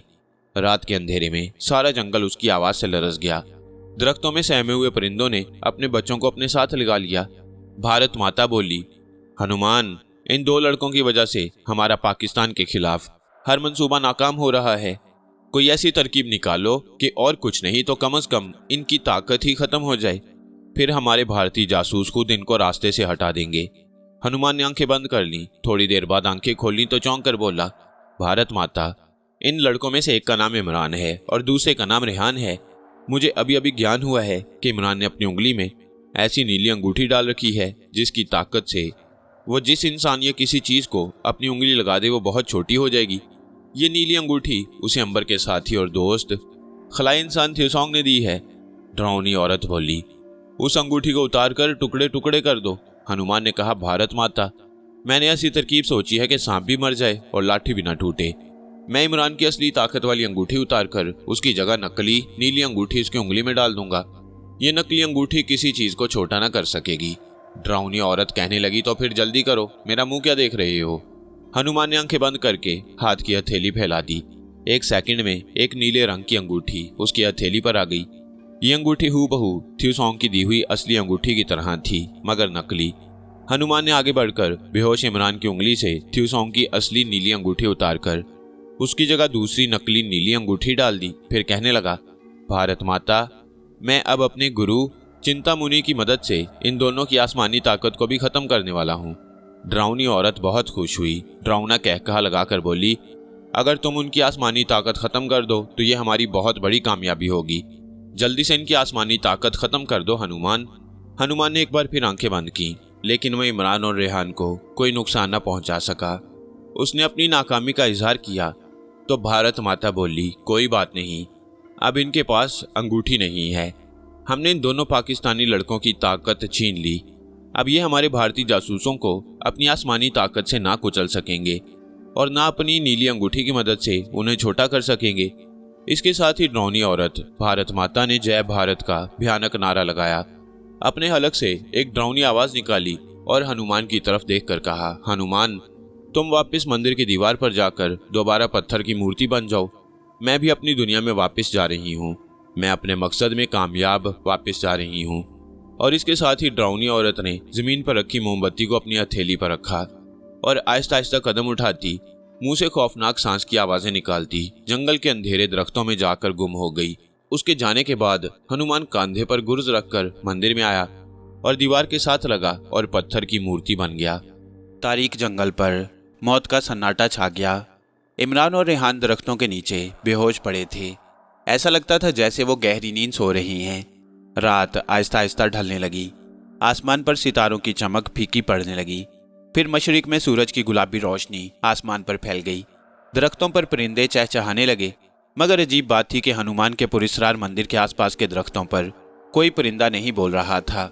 शायद ये मंदिर के आसेब का असर था कि परिंदे दिन के वक्त इस तरफ आने से घबराते थे। सूरज आहिस्ता आहिस्ता बुलंद होने लगा। फिर उसकी धूप चारों तरफ फैल गई। सबसे पहले इमरान को होश आया। उसने आंखें मलते हुए रेहान की तरफ देखा। वो गहरी नींद में था। इमरान ने देखा कि दिन काफी निकल आया है। वो ये समझा कि थकावट की वजह से वो सारी रात गहरी नींद सोता रहा। उसने रेहान को जगाया। रेहान भी आंखें मलता उठ बैठा। इधर उधर देखकर बोला, अरे इतना दिन चढ़ाया। इमरान ने जमाई लेते हुए कहा, रात हम दोनों बड़ी गहरी नींद सोते रहे हैं। रेहान उठकर बैठ गया। कहने लगा, मेरी सारी थकावट उतर गई है। हमारे लिए ये नींद बड़ी जरूरी थी इमरान। इमरान बोला, हाँ बड़ी जरूरी थी। मैं भी बिल्कुल ताज़ा दम हो गया हूँ। अब हमें मुंह हाथ धोकर यहाँ से जासूसों के खुफिया ठिकाने की तलाश में निकल जाना चाहिए। दोनों उठकर मंदिर के पीछे जो छोटा सा तालाब था उधर चले गए। उन्हें मालूम नहीं था कि रात को कैसा इनकलाब आ चुका है। न सिर्फ यह कि उनकी आसमानी ताकत उनसे जुदा कर दी गई है, बल्कि थ्योसोंग की असली अंगूठी की जगह इमरान की उंगली में नकली अंगूठी आ गई है। तालाब पर से मुंह हाथ धोकर उन्होंने थैले में से पानी पिया और पुराने कब्रिस्तान की तरफ रवाना हो गए। इमरान को यकीन था कि पुराने कब्रिस्तान के आगे जो सरहदी पहाड़ियां हैं उनमें कहीं जासूसों ने अपना खुफिया अड्डा बना रखा है। रेहान ने मजाक के साथ कहा, इमरान भाई, रात को हम आसमानी ताकत से कोई काम नहीं ले सके, बस कटे हुए दरख्त की तरह जमीन पर पड़े सोते रहे। इमरान बोला, ये नींद भी बड़ी जरूरी थी। और फिर हमारा दुश्मन तो यहाँ नहीं था। अगर दुश्मन यहाँ होता तो हमें अपनी आसमानी ताकत आजमाने का मौका मिल जाता। उन्हें क्या मालूम था कि दुश्मन रात को उनके सरहाने मौजूद था और दुश्मन ने ना सिर्फ उनकी आसमानी ताकत को ख़त्म कर दिया, बल्कि इमरान की ज़बरदस्त ताकत वाली नीली अंगूठी की जगह नकली अंगूठी उसकी उंगली में डाल दी। इमरान ने कहा, कोई बात नहीं, रात को आसमानी ताकत दोबारा हमारे पास आ जाएगी और अब तो ये थ्योसोंग की नीली अंगूठी भी हमारे पास है। हम इससे बड़ा काम ले सकते हैं। इसी तरह बातें करते हुए वो जंगल में चलते गए। रास्ते में वही दरिया फिर आ गया। यहाँ से दरिया वादी में बल खाकर जुनूब की तरफ चला गया और आगे जाकर दरिया जेहलम में मिल जाता था। इस जगह दरिया का पार्ट ज्यादा बड़ा नहीं था और उसके ऊपर रस्सों का एक पुल भी बना हुआ था। इमरान रेहान ने पुल पर से गुजरकर दरिया पार किया और दरिया के दूसरे किनारे वाले जंगल में आ गए। अब छोटी छोटी पहाड़ियों का सिलसिला शुरू हो गया। इमरान ने उन पहाड़ियों की तरफ देखकर रेहान को बताया, इन पहाड़ियों के पीछे सरहद है और उसी जगह से तखरीबकार जासूस पाकिस्तान में दाखिल होने की कोशिश करते हैं। अक्सर जासूसों को हमारी बॉर्डर सिक्योरिटी फोर्स के जवान वहीं पकड़ लेते हैं, मगर कुछ किसी तरह बच निकलने में कामयाब हो जाते हैं। ये वो जासूस होते हैं जो गोपाल और रघु जैसे खतरनाक तखरीबकारों के खुफिया ठिकाने पर आकर पनाह लेती हैं। यहाँ इन्हें इंतहाई ताकतवर टाइम बॉम्ब देकर पाकिस्तान के शहरों में धमाके करने के लिए भेजा जाता है। एक बार फिर हमें उस ठिकाने का सुराग मिल गया तो फिर हम उन तखरीबकारों के नापाक इरादों पर हमेशा के लिए पानी फेर देंगे। रेहान ने इमरान की बात आगे बढ़ाते हुए कहा, और उन्हें जिंदा भी नहीं छोड़ेंगे। जंगल का पहाड़ी रास्ता अब मुश्किल हो गया। रास्ते में जगह जगह पत्थर बिखरे हुए थे। कांटेदार झाड़ियां उनका रास्ता रोक रही थीं, फिर भी वो आगे बढ़ते जा रहे थे। एक जगह अचानक एक सांप निकल आया। रेहान ने घबरा कर कहा, इमरान, सांप, खबरदार। इमरान जल्दी से छलांग लगाकर एक चट्टान पर चढ़ गया, मगर वो ये देखकर हैरान रह गया कि केसरी रंग का सांप वहीं जैसे साकित हो गया। उसने अपना फन फैलाया, दोबारा फन को आगे की तरफ झुकाया और फिर वापस दरख्त के खोखले तने में चला गया। रेहान ताज्जुब से बोला, ये कैसा सांप था इमरान? इसने ना सिर्फ ये कि हमें कुछ नहीं कहा, बल्कि तुमने देखा कि हमारे सामने दोबारा फन भी झुकाया, जैसे हमें सलामी दे रहा हो। इमरान चट्टान से छलांग लगाकर नीचे उतर आया और बोला, सांप को सलामी देने की क्या जरूरत पड़ी है, बस अल्लाह ने हमें बचा लिया। यहाँ से निकल चलो, लगता है यहाँ सांप रहते हैं। उन्हें मालूम ही ना हो सका कि केसरी रंग के पहाड़ी सांप ने वाकई उन दोनों को सलामी दी थी और अदब से फन झुकाया था, क्योंकि उन दोनों के जिस्मों से नाग देवता की हल्की हल्की खुशबू आ रही थी। वो सारा दिन इस पहाड़ी इलाके से गुजरते रहे। दोपहर को उन्होंने एक बार फिर एक पहाड़ी चश्मे पर बैठकर भुने हुए चने खाए, पानी पिया, थोड़ी देर आराम किया और दोबारा अपना सफर शुरू कर दिया। शाम हो रही थी कि काली चट्टानों का एक इलाका आ गया। ये चट्टानें शाम को फीकी तारीकी में बड़ी डरावनी लग रही थीं। इमरान ने इन चट्टानों पर एक नजर डाली और रेहान से कहा, रेहान, ये जगह किस कदर सुनसान और डरावनी लग रही है। रेहान बोला, हाँ तुम ठीक कहते हो। मेरा ख्याल है कि जासूसों का खुफिया ठिकाना जरूर यहीं कहीं होगा, हमें एहतियात से चलना चाहिए। इमरान ने एक तरफ इशारा किया जहाँ दो चट्टानों के दरमियान एक तंग रास्ता बना हुआ था। आओ उस तरफ चलकर देखते हैं। यहाँ जमीन पर काफी ऊंची घास उगाई थी। वो घास के अंदर चल रहे थे। स्याह नोकीली चट्टानों के दरमियान वाला रास्ता तंग था। वो आगे पीछे होकर इस तंग रास्ते से गुजर गए। आगे क्या देखते हैं कि एक पहाड़ी की दीवार में एक कुदरती गार का दरवाजा बना हुआ है। उस दरवाजे की दोनों जानिब लकड़ी की बड़ी बड़ी कीलियां लगाकर दरवाजे के ऊपर वाले पत्थरों को सहारा दिया गया था। बाहर छोटे छोटे पत्थरों के टुकड़े बिखरे हुए थे। एक तरफ लोहे की 6-7 टूटी हुई बाल्टियां पड़ी थीं। इमरान ने रेहान को एक तरफ अंधेरे में खींच लिया और कान में कहा, यहाँ जरूर कोई है। शाम का अंधेरा अब गहरा हो गया था। इमरान और रेहान को अपने खून की गर्दिश तेज होते महसूस नहीं हुई।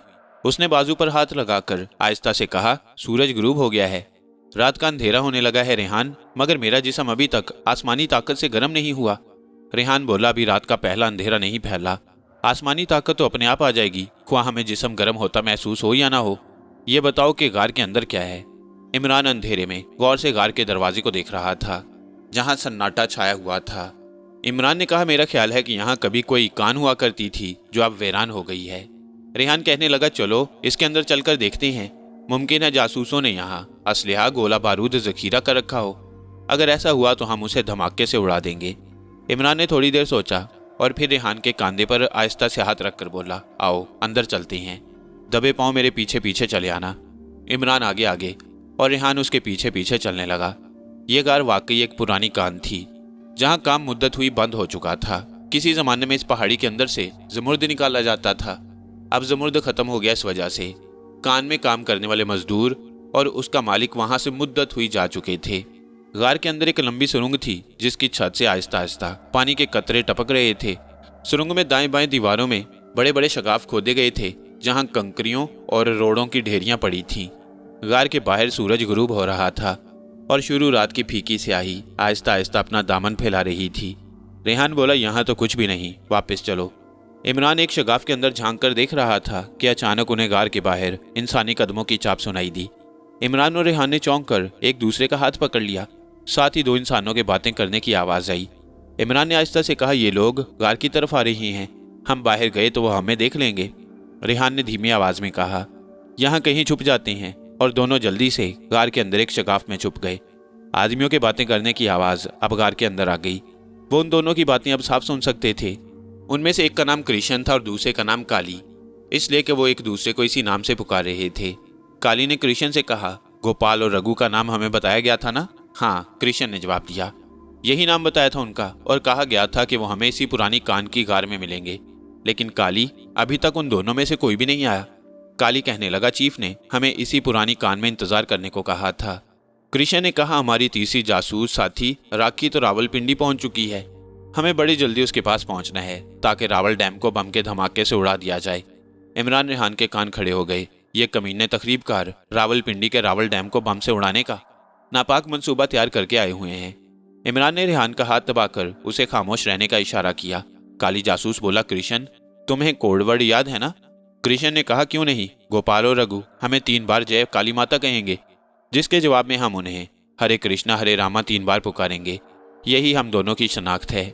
काली कहने लगा, इतनी देर हो गई तुम्हें जासूसी करते, अभी तक ये मालूम नहीं हुआ कि मास्टर जासूसों के हुलिये कभी नहीं बताए जाते, उनके नाम और उनके सिर्फ कोडवर्ड ही बताए जाते हैं। कृष्ण ने कहा, रात हो गई है, तुम यहाँ बैठो, मैं गोपाल और रघु को गार की दूसरी तरफ जाकर देखता हूँ। काली बोला, मैं भी तुम्हारे साथ चलता हूँ। दोनों उठकर गार से बाहर निकल गए। जब दोनों के कदमों और बातें करने की आवाजें दूर चली गईं तो इमरान ने कहा, रेहान, मेरे साथ आओ।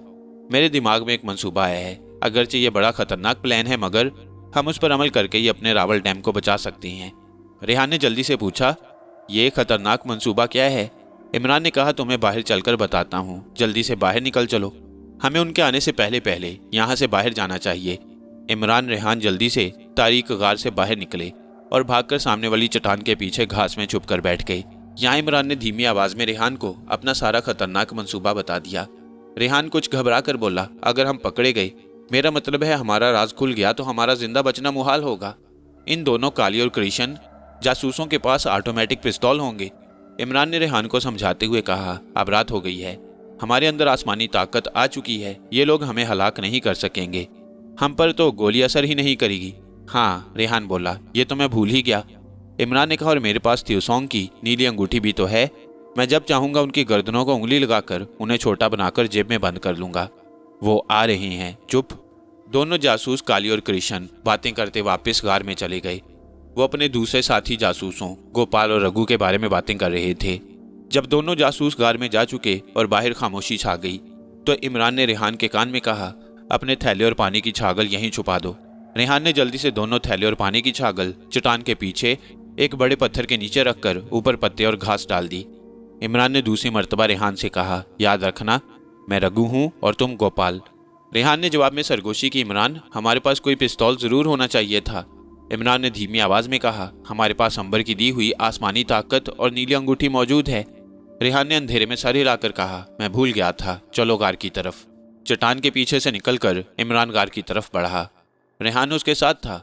इमरान ने गार के मुंह पर जाकर मोहतात आवाज में पुकारा, क्या काली और कृष्ण आ गए हैं? गार में से कोई जवाब न आया। अंदर काली और कृष्ण मौजूद थे। काली ने कहा, गोपाल और रघु आ गए हैं कृष्ण। कृष्ण ने कहा, खामोश रहो, आवाज न निकालना, मुझे उनसे कोड लफज पूछने दो। बाहर से इमरान ने एक बार फिर आवाज बुलंद की, क्या काली और कृष्ण गार में मौजूद हैं? जवाब दो, मैं रघु हूं, मेरे साथ गोपाल भी है। गार के अंदर से काली ने पुकारा, अपना कोडवर्ड बताओ। इमरान ने फौरन कहा, जय काली माता, जय काली माता, जय काली माता। उसने इस कोड वर्ड को 3 बार दोहराया, जिसके जवाब में अंदर से कृष्ण ने जवाब दिया, हरे कृष्णा हरे रामा। इमरान ने आवाज दी, ओके, और वो रेहान को लेकर बेधड़क गार में दाखिल हो गया। अंदर जाते ही इमरान ने जासूस रघु की अदाकारी शुरू कर दी। उसने दोनों जासूसों काली और कृष्ण को डांटते हुए कहा, तुम दोनों ने इतनी देर क्यों लगा दी? मैं और गोपाल तीसरी बार तुम्हें देखने यहाँ आ रहे हैं। अगर इसी तरह की गैर जिम्मेदारी आगे करोगे तो इसी वक्त वापस चले जाओ।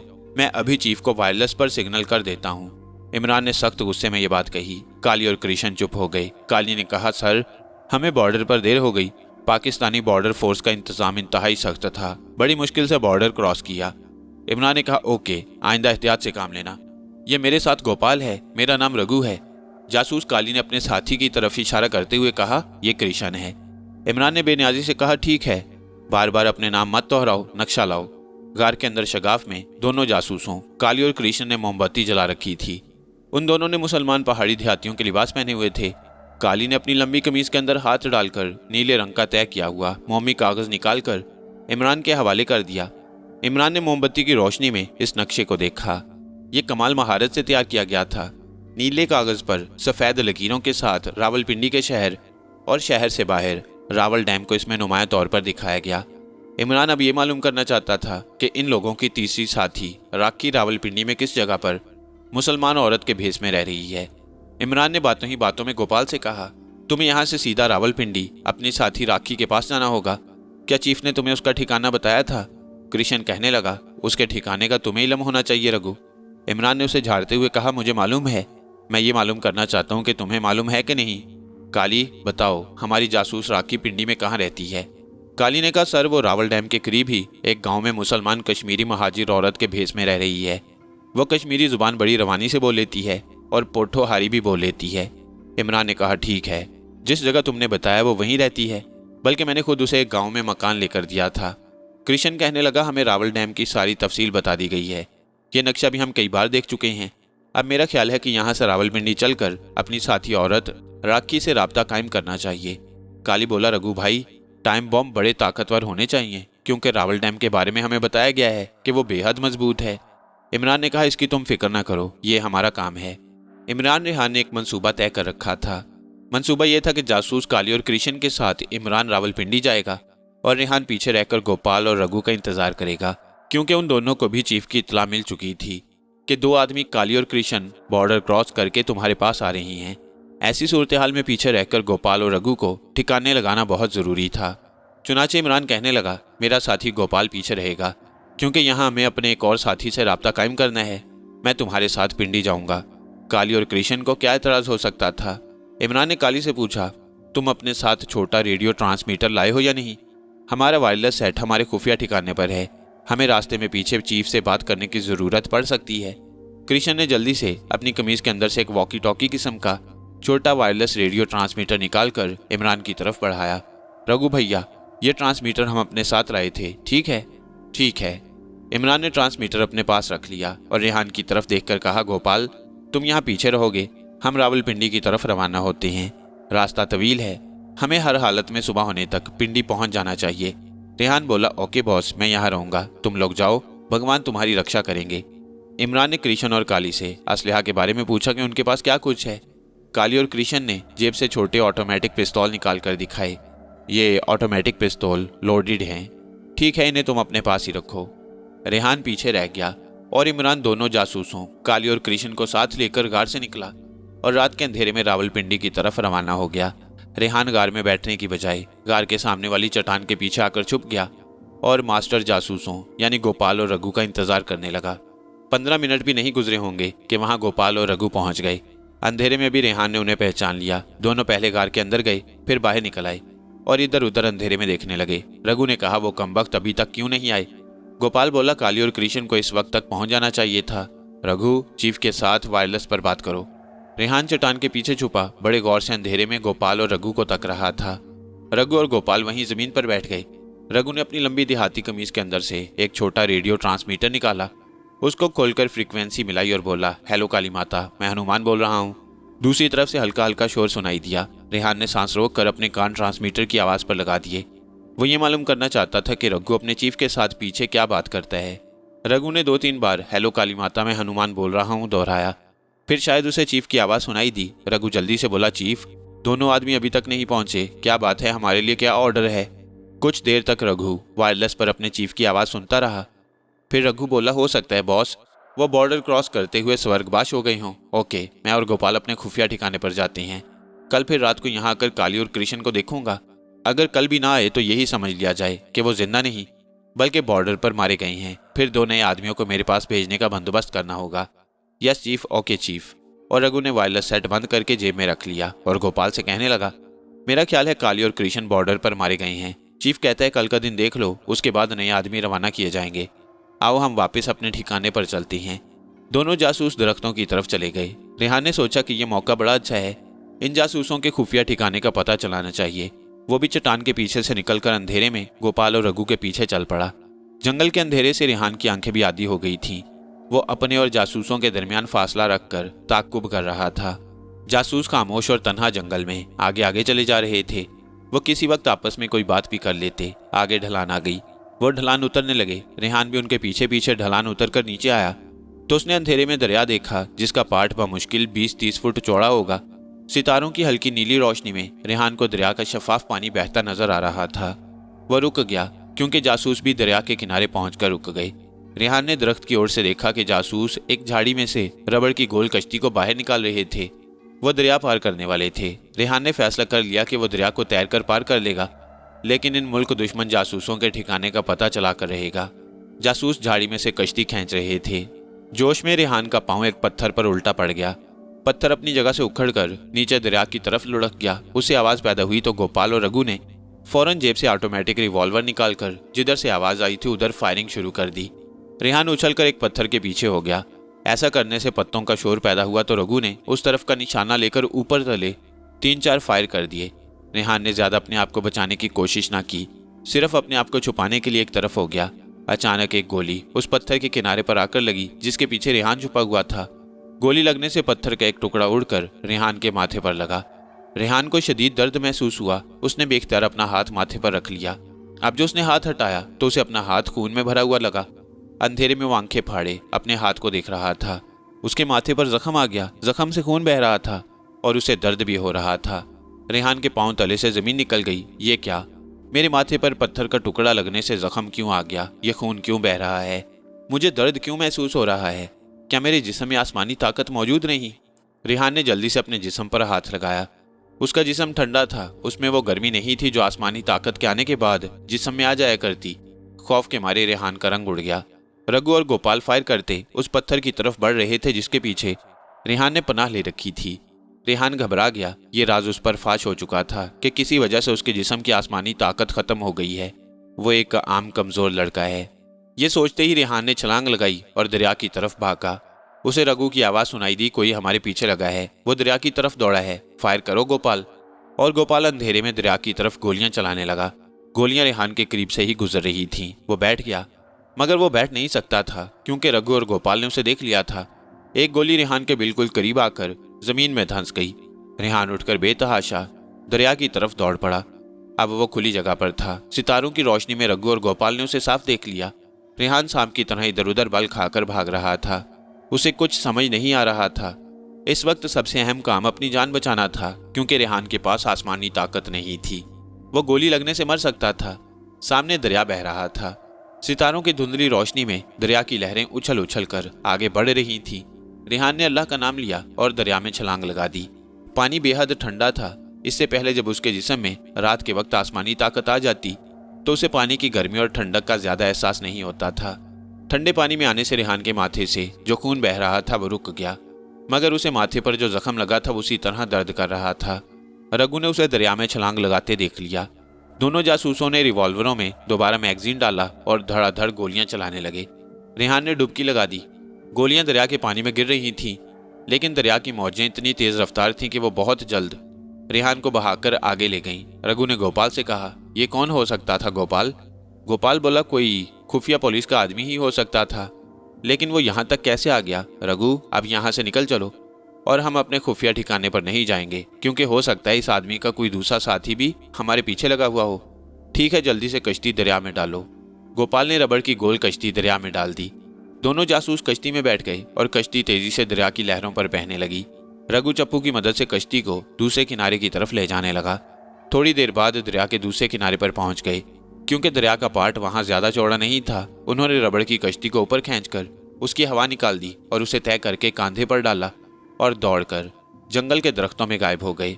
रात के अंधेरे में दरिया की तेज और ठंडी लहरें रेहान को लेकर जब काफी आगे निकल गईं, तो रेहान ने किनारे की तरफ आने की कोशिश शुरू कर दी। इमरान और रेहान दोनों बड़े अच्छे तैराक थे। रेहान दरिया के किनारे पर आ गया। उसने एक पत्थर का सहारा लिया और दरिया से बाहर निकल आया। उसका सारा जिस्म सुन्न हो गया। वह वहीं बैठ गया। उसके कपड़े पानी में शराबूर थे। एक लम्हे के लिए उसने पीछे गर्दन घुमाकर देखा। दरिया का किनारा रात की तारीकी में दूर तक सुनसान पड़ा था। रेहान ने बैठने की बजाय उठकर तेज तेज चलना शुरू कर दिया। तेज चलने से उसके जिस्म में गर्मी आ गई और उसे सर्दी का एहसास कम हो गया। दूसरी तरफ इमरान भी रघु जासूस के भेष में दोनों जासूसों काली और कृष्ण को साथ लिए जंगल में से गुजरता रावलपिंडी की तरफ बढ़ता जा रहा था। पहले उन्हें पहाड़ी शहर पहुंचना था। वहां से लॉरी में बैठकर पिंडी रवाना होना था। वायरलेस सेट इमरान ने अपने पास रख लिया और उसने उसे बंद कर रखा था। वो वादी की पगडंडी पर चलते रहे। रात अंधेरी थी, मगर सितारों की फीकी रोशनी में उन्हें अंधेरे में रास्ता नजर आने लगा। इमरान उस रास्ते से अब पूरी तरह वाकिफ हो गया। वो रघु के भेष में दोनों जासूसों को ठीक रास्ते पर ले जा रहा था। दोनों जासूस काली और कृष्ण पाकिस्तानी पहाड़ी इलाके के देहातियों के लिबास में थे और उनको देखकर किसी को जरा सा भी शक नहीं हो सकता था कि ये भारतीय हिंदू हैं। वो बड़ी रवानी से पंजाबी जुबान बोल रहे थे। अब वो दरिया के साथ साथ जा रहे थे। रास्ते में इमरान को ख्याल आया कि क्यों ना इन दोनों जासूसों को इसी जगह खत्म कर दिया जाए। आखिर इनकी जरूरत क्या है? ये रावलपिंडी पहुंचकर उसके लिए किसी परेशानी का बायस न बन जाए। दोनों जासूसों के पास ऑटोमेटिक पिस्तौल थे। इमरान चलते चलते सोचने लगा कि उनके पिस्तौल तो उसका कुछ नहीं बिगाड़ सकते, क्योंकि अभी रात का वक्त है और आसमानी ताकत उसके जिस्म में मौजूद है। अब वो हमला करने के लिए बिल्कुल तैयार था। जासूस काली उसकी बाएं जानिब चल रहा था। दूसरा जासूस कृष्ण उससे जरा आगे था। इमरान ने पहले काली को उंगली लगाकर छोटा करने का फैसला किया। वो काली से बातें करता हुआ उसके करीब गया और उसकी गर्दन की तरफ देखकर बोला, काली, रात ठंडी है, अपना मफलर गर्दन के गिर्द अच्छी तरह ओढ़ लो। ठहरो, मैं उसे ठीक करता हूँ। और मफलर ठीक करने के बहाने इमरान ने अपने जहन में थियोसोंग की शक्ल का तस्वुर किया और अपनी नीली अंगूठी वाली उंगली काली जासूस की गर्दन से लगा दी। वो ये देखकर कुछ परेशान हुआ कि काली जासूस छोटा नहीं हुआ। उसने सोचा शायद उंगली ठीक तरह से नहीं लगी। इमरान ने बातें करते करते एक बार फिर अपने दिमाग में थियोसोंग की शक्ल का तस्वुर किया। और काली की गर्दन पर नीली अंगूठी वाली उंगली लगा दी। इस बार भी कुछ ना हुआ। जासूस वैसा ही रहा, वो छोटा ना हुआ। अब तो इमरान परेशान हो गया। उसे ये ख्याल परेशान करने लगा कि कहीं ऐसी बात तो नहीं कि नीली अंगूठी का असर खत्म हो गया हो, तो उसके जिस्म में रात के वक्त अंबर की दी हुई जो आसमानी ताकत पैदा हो जाती है वो भी खत्म हो गई हो। उसने फौरन अपनी जिस्मानी ताकत आजमाने का फैसला कर लिया। चलते चलते इमरान ने दोनों भारतीय जासूसों से कहा कि यहाँ थोड़ी देर आराम कर लेते हैं, चलते चलते थक गया हूँ। और वह दरिया किनारे सड़क से हटकर एक दरख्त के नीचे बैठ गया। काली और कृष्ण हाँप रहे थे। इमरान ने महसूस किया कि वो भी हाँप रहा है और उसे भी थकावट हो गई है, जबकि पहले ऐसा ना होता था। इमरान अब जल्दी से अपनी जिस्मानी ताकत को आजमाना चाहता था। उसने अपने जिस्म को भी हाथ लगाकर देख लिया था। रात को उसका जिस्म आसमानी ताकत की वजह से गर्म होता, मगर अब इतना गर्म नहीं था। इमरान ने काली और कृष्ण से बातें शुरू कर दी। बातें करते करते उसने एक हाथ दरख्त के मुड्ढ पर रख दिया। उसने थोड़ा सा जोर लगाया, मगर मुड्ढ अपनी जगह से बिल्कुल ना हिला। इमरान ने एक बार फिर कुछ ज्यादा ताकत के साथ जोर लगाया। दरख्त का मुड्ढ वहीं जमा रहा। इमरान के जिस्म में खौफ की एक लहर दौड़ गई। उसके जिस्म में आसमानी ताकत नहीं थी। इमरान ने अपना हाथ दरख्त के मुड्ढ पर से उठा लिया। वह समझ गया कि कोई बात हो गई है, कोई गड़बड़ हो गई है, और उसके जिस्म से आसमानी ताकत और थ्यूसोंग की अंगूठी का असर जाता रहा है। इसके साथ ही इमरान ने फैसला किया कि अब उसे दूसरी तरह से इन दोनों तखरीबकारों को ख़त्म करना होगा। लेकिन इन्हें कत्ल करने से पहले इमरान उनसे रावलपिंडी में रहने वाली जासूस औरत राखी का पूरा पता और उसका नाम मालूम कर लेना चाहता था। उसने काली और कृष्ण से राखी की बातें शुरू कर दी। बातों ही बातों में इमरान ने मालूम कर लिया कि राखी पिंडी में रावल डैम के जुनूब की तरफ एक गांव में चाची बरकते के नाम से मशहूर है। काली ने आसमान की तरफ देखकर इमरान से कहा, रघु, मेरा ख्याल है रात ढलने लगी है, हमें अब चलना चाहिए। दूसरा जासूस जाने के लिए बेताब था। इमरान बोला, हाँ तुम ठीक कहते हो, चलो चलते हैं। तीनों उठकर दरिया के साथ साथ चलने लगे। अब सुबह होने से पहले पहले इमरान किसी भी वक्त उन दोनों को ठिकाने लगा सकता था। सुबह की नीली रोशनी मशरकी आसमान पर झुकने लगी कि दरिया का पुल आ गया। उस पुल की दूसरी तरफ वो सड़क होती थी जो इमरान रेहान के रेस्ट हाउस को जाती। इमरान इसी दरिया के आसपास कत्ल की वारदात करना चाहता था। काली इमरान के आगे आगे चल रहा था। उन दोनों के पास ऑटोमेटिक पिस्तौल थे। इमरान के ज़हन ने एक तरकीब सोच ली। चलते चलते अचानक वो उछलकर पीछे हटा और चिल्लाकर काली से बोला, काली अपना पिस्तौल देना, जल्दी करो, मैं एक इंतहाई जहरीले सांप को देख रहा हूँ। दूसरा जासूस कृष्ण भी रुक गया। इमरान झुका हुआ एक दरख्त के तने की तरफ देख रहा था। उसने अपना हाथ काली की तरफ फैला रखा था। जासूस काली ने फौरन जेब से पिस्तौल निकालकर इमरान के हाथ में दे दिया। इमरान ने झुककर दरख्त के तने को देखा और बोला, सांप कहाँ गया, पीछे हट जाओ। काली और कृष्ण दोनों जासूस इमरान के पीछे आ गए। इमरान की उकाबी नजरें तकरीबकार कृष्ण को अपनी पिस्तौल के निशाने में ले चुकी थीं। वह सबसे पहले कृष्ण ही को गोली से उड़ाना चाहता था, क्योंकि एक ऑटोमेटिक पिस्तौल उसके पास भी था। काली तकरीबकार के पास पिस्तौल नहीं था, वह इमरान का कुछ नहीं बिगाड़ सकता था। पीछे की तरफ पलटते ही उसने पिस्तौल की नाली का रुख कृष्ण की तरफ किया और फायर कर दिया। एक धमाका हुआ और कृष्ण जमीन से 1 फुट ऊपर उछलकर नीचे गिरा। गोली उसके दिल को चीरती हुई निकल गई। काली तकरीबकार 1 सेकंड के 1000वें हिस्से में समझ गया कि यह पाकिस्तानी खुफिया पुलिस का आदमी है। काली के पास पिस्तौल नहीं था। दरिया का किनारा 20 फुट आगे था। फिर भी काली छलांग लगाकर दरिया की तरफ दौड़ा कि दरिया में कूदकर अपनी जान बचाए, मगर इमरान के निशाने से बच निकलना नामुमकिन था। इमरान अपनी जगह पर खड़ा रहा। उसने पिस्तौल का रुख काली तकरीबकार की तरफ किया और भागते हुए दुश्मन पर ऊपर तले 2 फायर कर दिए। तकरीबकार काली वहीं ढेर हो गया। एक गोली उसकी गर्दन और दूसरी गोली उसकी खोपड़ी को तोड़ती हुई गुजर गई। इमरान ने सबसे पहले अपने करीब ही जमीन पर पड़े हुए काली को देखा। उसके सीने से अभी तक खून उबल रहा था। वो मर चुका था। इमरान दौड़कर दूसरे तकरीबकार की लाश के पास गया। काली की खोपड़ी में से उसका सफ़ेद भेजा बाहर निकलकर बिखर गया। उसके जिंदा रहने का सवाल ही पैदा नहीं होता था। इमरान ने उन दोनों की तलाशी ली। कृष्ण की जेब से एक ऑटोमेटिक पिस्तौल, कुछ पाकिस्तानी 100 रुपए के नोट और एक चाकू निकला। इमरान ने चाकू दरिया में फेंक दिया। नोट और ऑटोमेटिक पिस्तौल अपने पास रख लिया।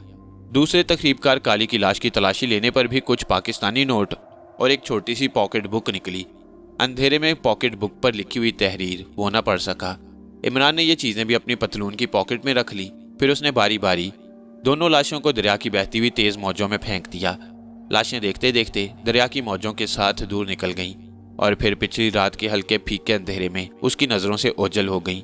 इमरान ने इत्मीनान का सांस लिया। वो पुल के पास एक तरफ अंधेरे में बैठ गया। इमरान दरिया के किनारे पीछे जंगल के दरख्तों की तरफ तक रहा था, जहां अब सुबह की पहली धीमी धीमी रोशनी सी होने लगी। उसकी नजरें रेहान को तलाश करने की कोशिश कर रही थीं, क्योंकि उसे इस तरफ से वापस आना था, मगर दूर तक दरिया का किनारा सुनसान था। रेहान कहीं दिखाई नहीं दे रहा था।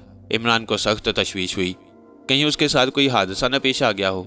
इमरान को पुल की दूसरी तरफ से एक देहाती आदमी नजर आया, जिसने बकरी अपने कंधे पर डाल रखी थी।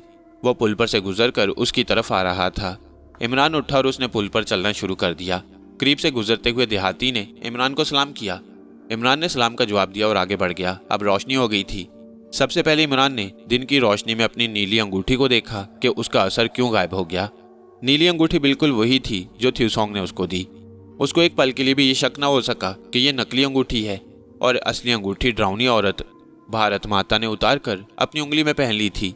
इमरान ने पुल के पार जाकर एक नज़र पीछे दरिया किनारे वाली सड़क पर डाली कि शायद रेहान चला रहा हो, मगर उसे रेहान कहीं नजर न आया।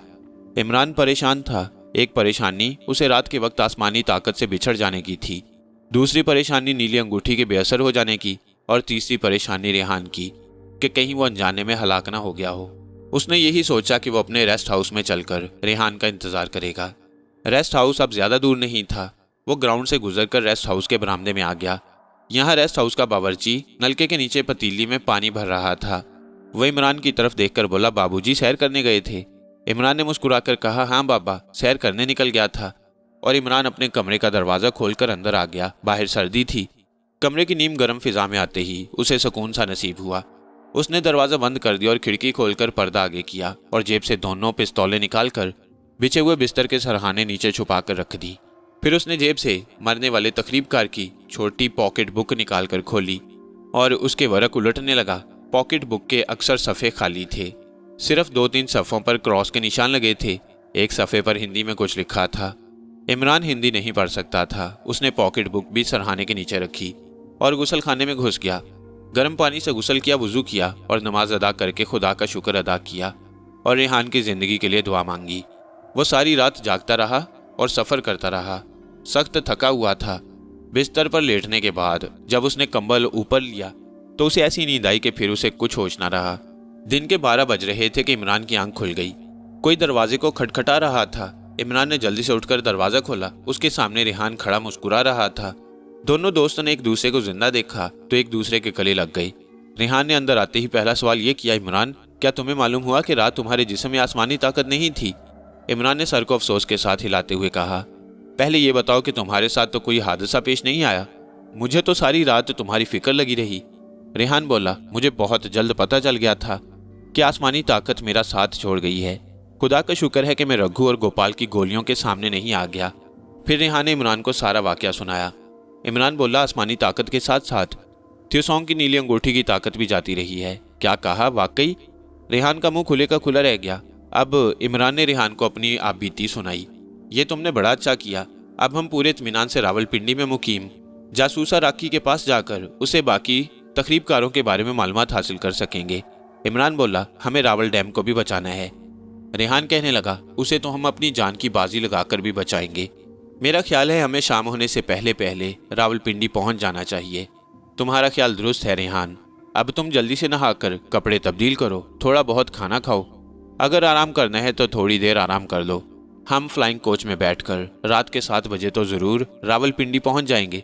रेहान ने उसी वक्त गुस्ल किया। दोनों दोस्तों ने एक साथ बैठकर खाना खाया। रेहान थोड़ी देर आराम करने के लिए लेट गया। 1 घंटे की नींद के बाद रेहान अपने आप उठ बैठा और बिस्तर से नीचे उतरते हुए बोला, मैं इससे ज्यादा आराम नहीं कर सकता। मेरा फर्ज मुझे पुकार रहा है। रेहान ने जल्दी जल्दी मुंह हाथ धोया, जैकेट पहनी। इमरान ने कहा, ऑटोमेटिक पिस्तौल तो हम साथ ही ले जाएंगे और ये रेडियो ट्रांसमीटर यहीं रख जाते हैं। इसकी ज़रूरत नहीं है। हमें पीछे किसी चीफ से कोई बात तो नहीं करनी। तुम्हारा ख्याल ठीक है। रेहान ये कहकर बाहर निकलने लगा तो इमरान ने उसे तकरीबकार की पॉकेट बुक दिखाते हुए कहा, इसे भी साथ रख लेते हैं। रावलपिंडी में किसी हिंदी जानने वाले से इस तहरीर को पढ़वा लेंगे। रेहान हंस दिया, कहने लगा, इमरान, किसी वक्त तुम बिल्कुल अनाड़ियों वाली बात करते हो। भला ये तहरीर हम किसी आम आदमी को दिखा सकती हैं। अगर किसी से पढ़ानी भी होगी तो हम वहाँ के डीसी से बात करके इंटेलिजेंस वालों से पढ़वाएंगे। इमरान ने सर को झटकते हुए कहा, आई एम सॉरी। और वो दोनों अपने कमरे को ताला लगाकर फ्लाइंग कोच के अड्डे की तरफ रवाना हो गए। थ्यूसोंग की अंगूठी इमरान की उंगली में ही थी। उसने रेहान से कहा, रेहान अगर आज की रात हमारी आसमानी ताकत हमारे जिस्मों में पैदा ना हुई और मेरी नीली अंगूठी ने भी अपना काम ना किया तो हमें यही समझना चाहिए कि किसी तिलिस्मी ताकत ने हमें इन दोनों ताकतों से महरूम कर दिया है। रेहान कहने लगा, ये तो रात पड़ने पर ही मालूम होगा, मगर इमरान हम पर कौन तिलिस्म कर सकता है। बहरहाल आज रात को पता चलेगा कि असल पोजीशन क्या है। बातें करते दोनों दोस्त फ्लाइंग कोच के अड्डे पर पहुंच गए। उस वक्त दोपहर हो रही थी। उन्होंने रावलपिंडी के 2 टिकट लिए और फ्लाइंग कोच में बैठ गए। थोड़ी देर बाद फ्लाइंग कोच उस पहाड़ी शहर से रावलपिंडी की तरफ रवाना हो गई। सफ़र काफ़ी लंबा था। जब फ्लाइंग कोच पहाड़ी इलाके से निकलकर मैदानी इलाके में आई तो शाम हो चुकी थी। अभी रावलपिंडी काफ़ी दूर था। 1 घंटे बाद एक जगह बस रुकी तो उस वक्त रात हो गई थी। यहाँ बस को 15-20 मिनट रुकना था। इमरान और रेहान सड़क से उतरकर एक दरख्त के नीचे आ गए। यहाँ सड़क किनारे ज़मीन पर पत्थर लगा हुआ था जिस पर रावलपिंडी 50 मील लिखा था।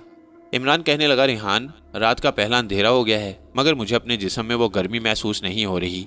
रेहान ने अपने बाजू को हाथ लगाते हुए कहा, मेरा जिस्म भी वैसे ही ठंडा और नॉर्मल है।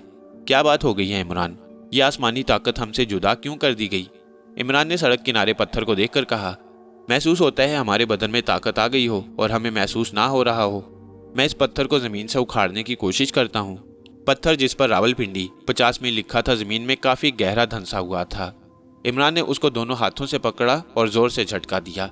बजाय इसके कि पत्थर उखड़ता, इमरान उससे टकरा गया। वो जल्दी से पीछे हट गया और मायूसी के साथ बोला, नहीं रेहान, मेरे अंदर आसमानी ताकत नहीं पैदा हुई, अब तुम कोशिश करके देख लो।